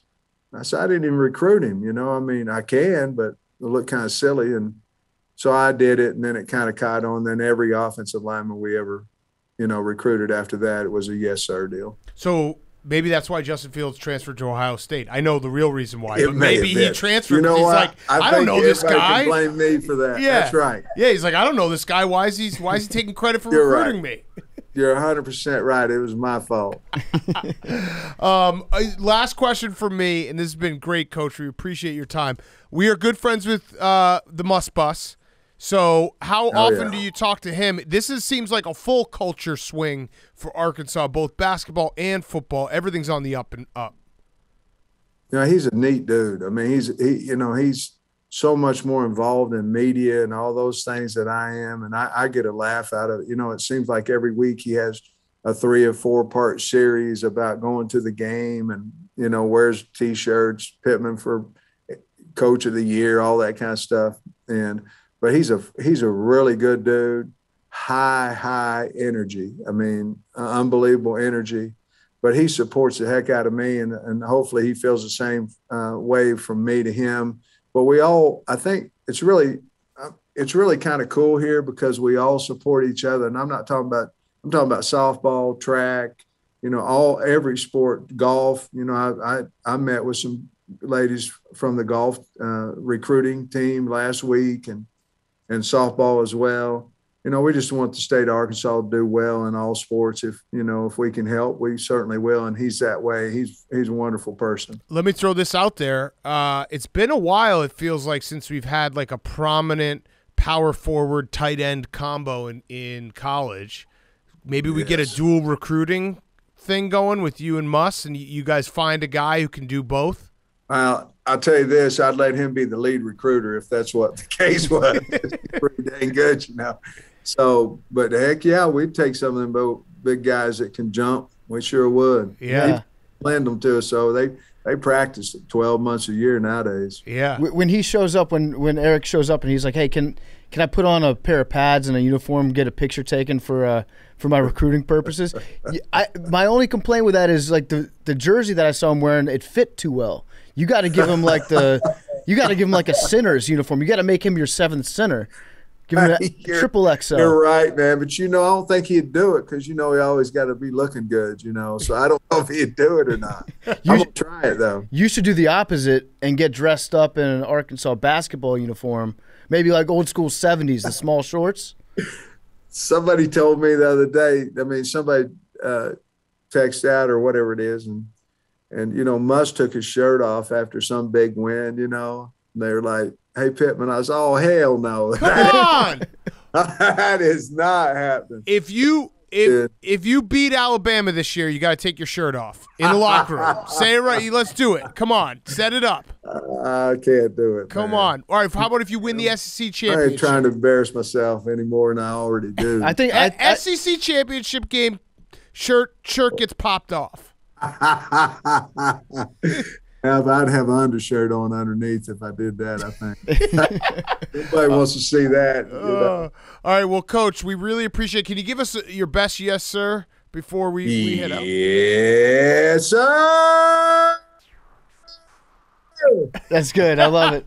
I'm pumped And that up. is why Justin Fields transferred to Ohio State. That's why he went to Ohio State quick, fast, in a hurry right after he did that video. It's my fault. Apologize to Georgia, Bulldog Nation. All right. Well, thanks so much, Coach. Good luck this weekend. It's my pleasure. I really enjoyed it. Thanks, guys. Good luck, Coach. We'll be pulling for you. Yeah. Go Hogs. Okay, let's wrap up. Guys on Chicks. Shout out Dave and Buster's again, by the way. Our favorite place in the world. Ding, ding, ding. Go get more. Ding, ding, ding at Dave and Buster's. Guys on Chicks. Hank, what's the mood at? Where you at? Where you at mentally? What's your mental state at? It's 2-Man Tuesday. Kind of every Tuesday is the same. Yeah, you seem a little down. No, I'm good. Just Tuesday. You have a good weekend? Down. Yeah. A little tired. Did you go to the gym? I did go to the gym. You get beat up? Your trainer spar with you? Yep. Kick your ass? Sure did. Are you hit? Yeah, Hank's You're boxing sparring? trainer is a female. Yeah. So he's punching a No, not Classic Barstool. It's not boxing. It's Muay Thai. Okay, Muay Thai. He's just wrestling around with her. You're getting choked out by Yeah. Jiu-jitsu? Nice. Yeah. It's actually Muay Thai, Jiu-Jitsu, and Capoeira. Is it They- Capoeira? they dance in between rounds. Yeah, he dances. And he chess. dance fights her. They dance, then chess, then fight. It's pretty much a date, honestly. Like, that's my dream date. I'm just waiting for Hank to be like, are you guys done? You fuck? Okay, we're done. New Hey, segment. guys. Hank on chicks. Hank's trainer. What? What's wrong? No, I just Never tell us anything ever again. correct. Okay. My boyfriend recently told me that when he's wearing shorts, he pulls the bottom of his shorts up so that he can pee out of the bottom rather than having to untie the waistband. Yep. Is this something that all guys do, or is he just some lazy weirdo? Yeah, no, I've done it a lot. And in fact, like during rugby games, that's the only way that you can pee. Sometimes guys would pee on the field just by taking a knee, pulling one of the shorts to the side, and then it's really tough if you get tackled into that later. It's actually incredible. You know how they always are like, if sports didn't exist, you'd use your brain power to cure cancer, we'd be on Mars or whatever. I actually think that the majority of male brain power is figuring out how to piss in certain situations. Like there's nothing better than pulling off behind a open car door piss and being like, I am a genius. That's a good This one. is the smartest man alive, me. Actually, right here. the real genius move is on NFL sidelines when somebody has to piss and they just stick towels down their shorts. Yeah. And they just pee hands free. Yep. I might just start doing that, just rolling around with a backpack filled with like hand towels. Yeah, you ever peed off a moving bike? That's one that I've done. That's fucking awesome. That's like George Carlin's. You'll never see a man take a shit while running full speed. Yeah. I never thought I would see somebody peeing on a bike. Try You it. just peed your pants on a bike. No, I peed off the bike. Wait, were you on the pegs and somebody else no, was pedaling? No, I That was would be funny. pedaling, and I was leaned over. This is so much cap. I could absolutely do it right now. Give me a bike. Jake, I need a rating. Is this cap? I could get me a bike. Why would I? don't we have a bike, KB? That's the stupidest thing to lie about. Should I bring it in? Yeah, but where could I go though? Where do you want me to go? But how is it on the possible? New York? On the streets, I'll probably get arrested. You know what we should do? My dick will be out. We should bike around Manhattan and then no, too not far, get too off. far. And then- Next time we're in a different location that maybe like we're in a hotel where we can go behind the hotel I'll fucking do it. I'll prove all you wrong. You would just, your knees are moving up and down so much. No, you lock. You kind of lock. You kind of lock. You kind of coast. Oh. And also you got one hand. You can go no hands too. I can go no hands on my bike all day. Are you standing up on the pedals? No, you're kind of leaning over. You're like half leaning over. There's no chance you pull this off. Yes. Standing up on the pedals, I could see. You could do that. I didn't even think about that. Good point, Billy. Zero chance Big Cat pulls this off and survives. Yeah. Now, obviously, you get a little bit of pee on yourself, but like, who cares? A tiny bit of pee on yourself. I'm with Hank. This sounds like Cap to me. Why would it? That's such a random thing to say. Smells like some motherfucking Cap. It's all right. I will prove it, and then you guys have to buy me a bike. If I prove it, I already got you a bike, and you gave it to someone else within a week. Actually, it was a year, but I only rode it once. We'll get you a new bike if you can pull this off to completion. Easy. But yes, peeing in random places and pushing yourself to the limits, nothing better. One time I was doing some excavation work, some like almost demolition at this like old dirt. It used to be like a creek bed, and there was just a tube that was going into the ground. And I saw it, and I was like, I don't know why, but I have to pee into this tube that goes to a mystery location. A hole's a hole. Who knows where it goes? Yeah. So I just peed in it, and like, Lord, there might have been like underground mole people. They use that for drinking water. Yeah. But it yeah, went on their head. Guys see a hole, and it's like, well, I'm gonna pee there. Yep, absolutely. Peeing in a drain, peeing in a sewer, a river, all that shit. Oh, It's the best. It's the best. Hey, Big Cat, PFT, Billy, Footlong, and Honk. My boyfriend got fat the past 2 years, but I like him better this way. He's been going on a keto diet trying to lose all the weight. How do I stop him? You can just sneak carbs. Yeah, it's pretty easy. Just buy. But wait, no, you don't have to sneak it. Just be like, these are diet. This is low-fat ice cream, 0 carbs, and just give him regular ice cream. Just buy a pizza and have it at home, sitting right there. It's that easy. That's actually one of the more difficult parts of trying to lose weight as a father, is that my son gets to eat whatever the fuck he wants. So when I'm just home, it's like, oh, he's having pizza tonight. So am I. So that's, if you just have a pizza out, no one's ever walked by a pizza and been like, nah, I don't want a slice. Well, the good news is for you, he's definitely just losing the weight to keep you happy. Right. He thinks that you won't like it if he gets too fat. So just tell him that. Just be like, hey, I like you better, with something to hold on to. But be careful, because that's a dangerous thing to say. He might take advantage of the situation. Well, not only that, but like just being like, I like you when you're fat is that's a hard thing to stomach as a fat person. Just be like, you're too skinny. Yeah. I pooped my pants last week, pretty much exactly like PFT described. Does my boyfriend need to know? Do I specifically keep this from him? Who can I talk to about this? The doctor's a woman. Yeah, I think you should have told him when it happened, but being like, hey, last week, just FYI, I shit myself. Hey, just FYI, you hear that rumor that girls poop? It's true. No, that's a plot twist we didn't need. I kind of lost myself there. Our misogyny was showing, because when you started that sentence, I was like, oh, nice. Dude pooped his pants too. Fuck. I say don't do it this time, but next time feel free to share with the class. Girls poop their pants, huh? That's a thing. Do you guys want a really graphic one? Yeah. Yeah. Sure. Yes, we do. Hi, will you be my daddy cat, BDE, PFT, Billiam, and Jacob? I've been in a relationship with my boyfriend for just over a year now. Overall, we have a great sex life, but over the last couple of months or so, we discovered I could squirt. Oh. Now, I'm fine with doing it once in a while, but now every time, but not every time because it's a lot of cleanup. My boyfriend is obsessed.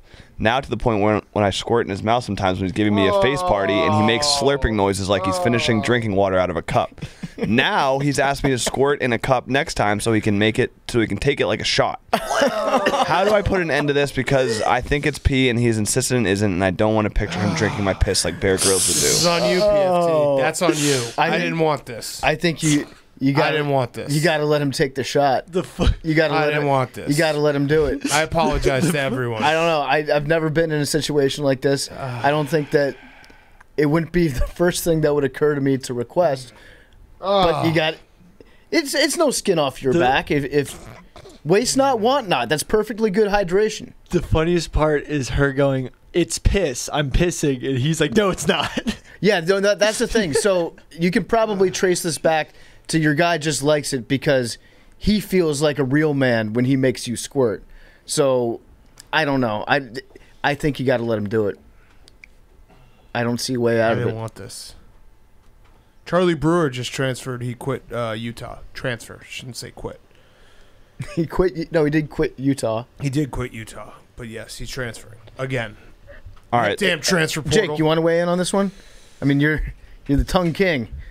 You do love to eat box. Yeah, of course. I don't know. Okay. Yeah. Yeah, Jake, is good it answer. piss? No. Jake confirmed. I don't understand how it's not piss, but I also don't understand anatomy. This is pee when you come. There's I don't actually know, a study. Some pee in there, probably. Yeah, there's definitely some like left over in the chamber. Yeah, there's pee. All right, let's end with. It's like if you hook up a beer keg to the Sprite line, and the first drink that you pour, it's going to taste like it's got a little lemon in it. Yeah. Hi guys, my fiance and I recently got engaged and are planning our wedding. He's a longtime AWL and has been trying for years to get me to listen regularly. Anyway, I'd like to formally invite you all to our wedding. It's March 2023 in Tallahassee, Florida. Nope. Oh, No, yeah. thank you. Going to be watching college basketball. No, thank you. So, thanks.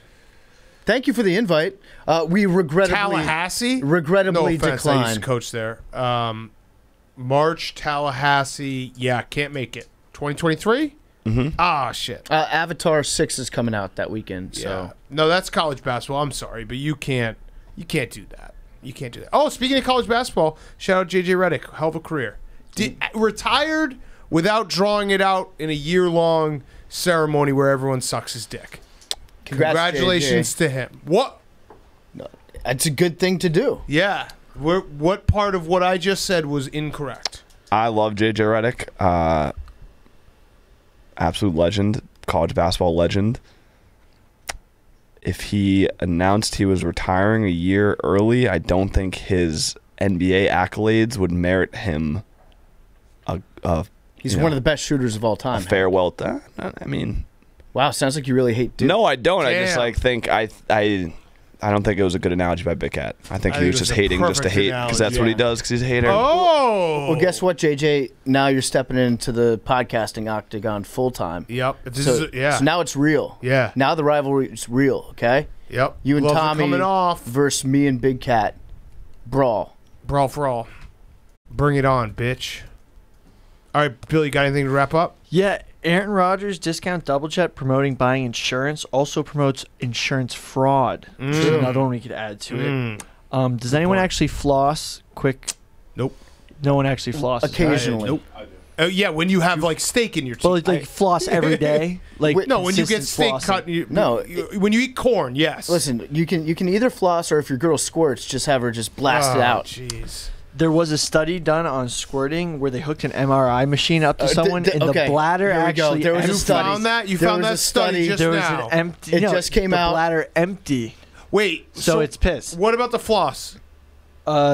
I was just asking because people were like, "Oh, do you floss?" Yeah, With everyone's Destin? fucking. Everyone always talks about floss. Floss this, floss that. Who the It's- fuck's flossing? Dude, it sucks. Ninja. It sucks flossing. When I've it got really those, does. when I've got those little plastic things laying around, I will occasionally use those. My teeth feel weird right now because there isn't a bunch of shit in between them. Too clean. Yeah. So wait, Billy, in this study, the doctor put a woman in an MRI machine And had her then, squirt. And then had her squirt while he watched. This is Was you the watch this doctor's on name Brazzers. Johnny? You Yeah, watch was this the on doctor's name Brazzers. Johnny? Yeah. Dr. Sins. Yeah. This is a you porn video. It was on NCBI. What's that?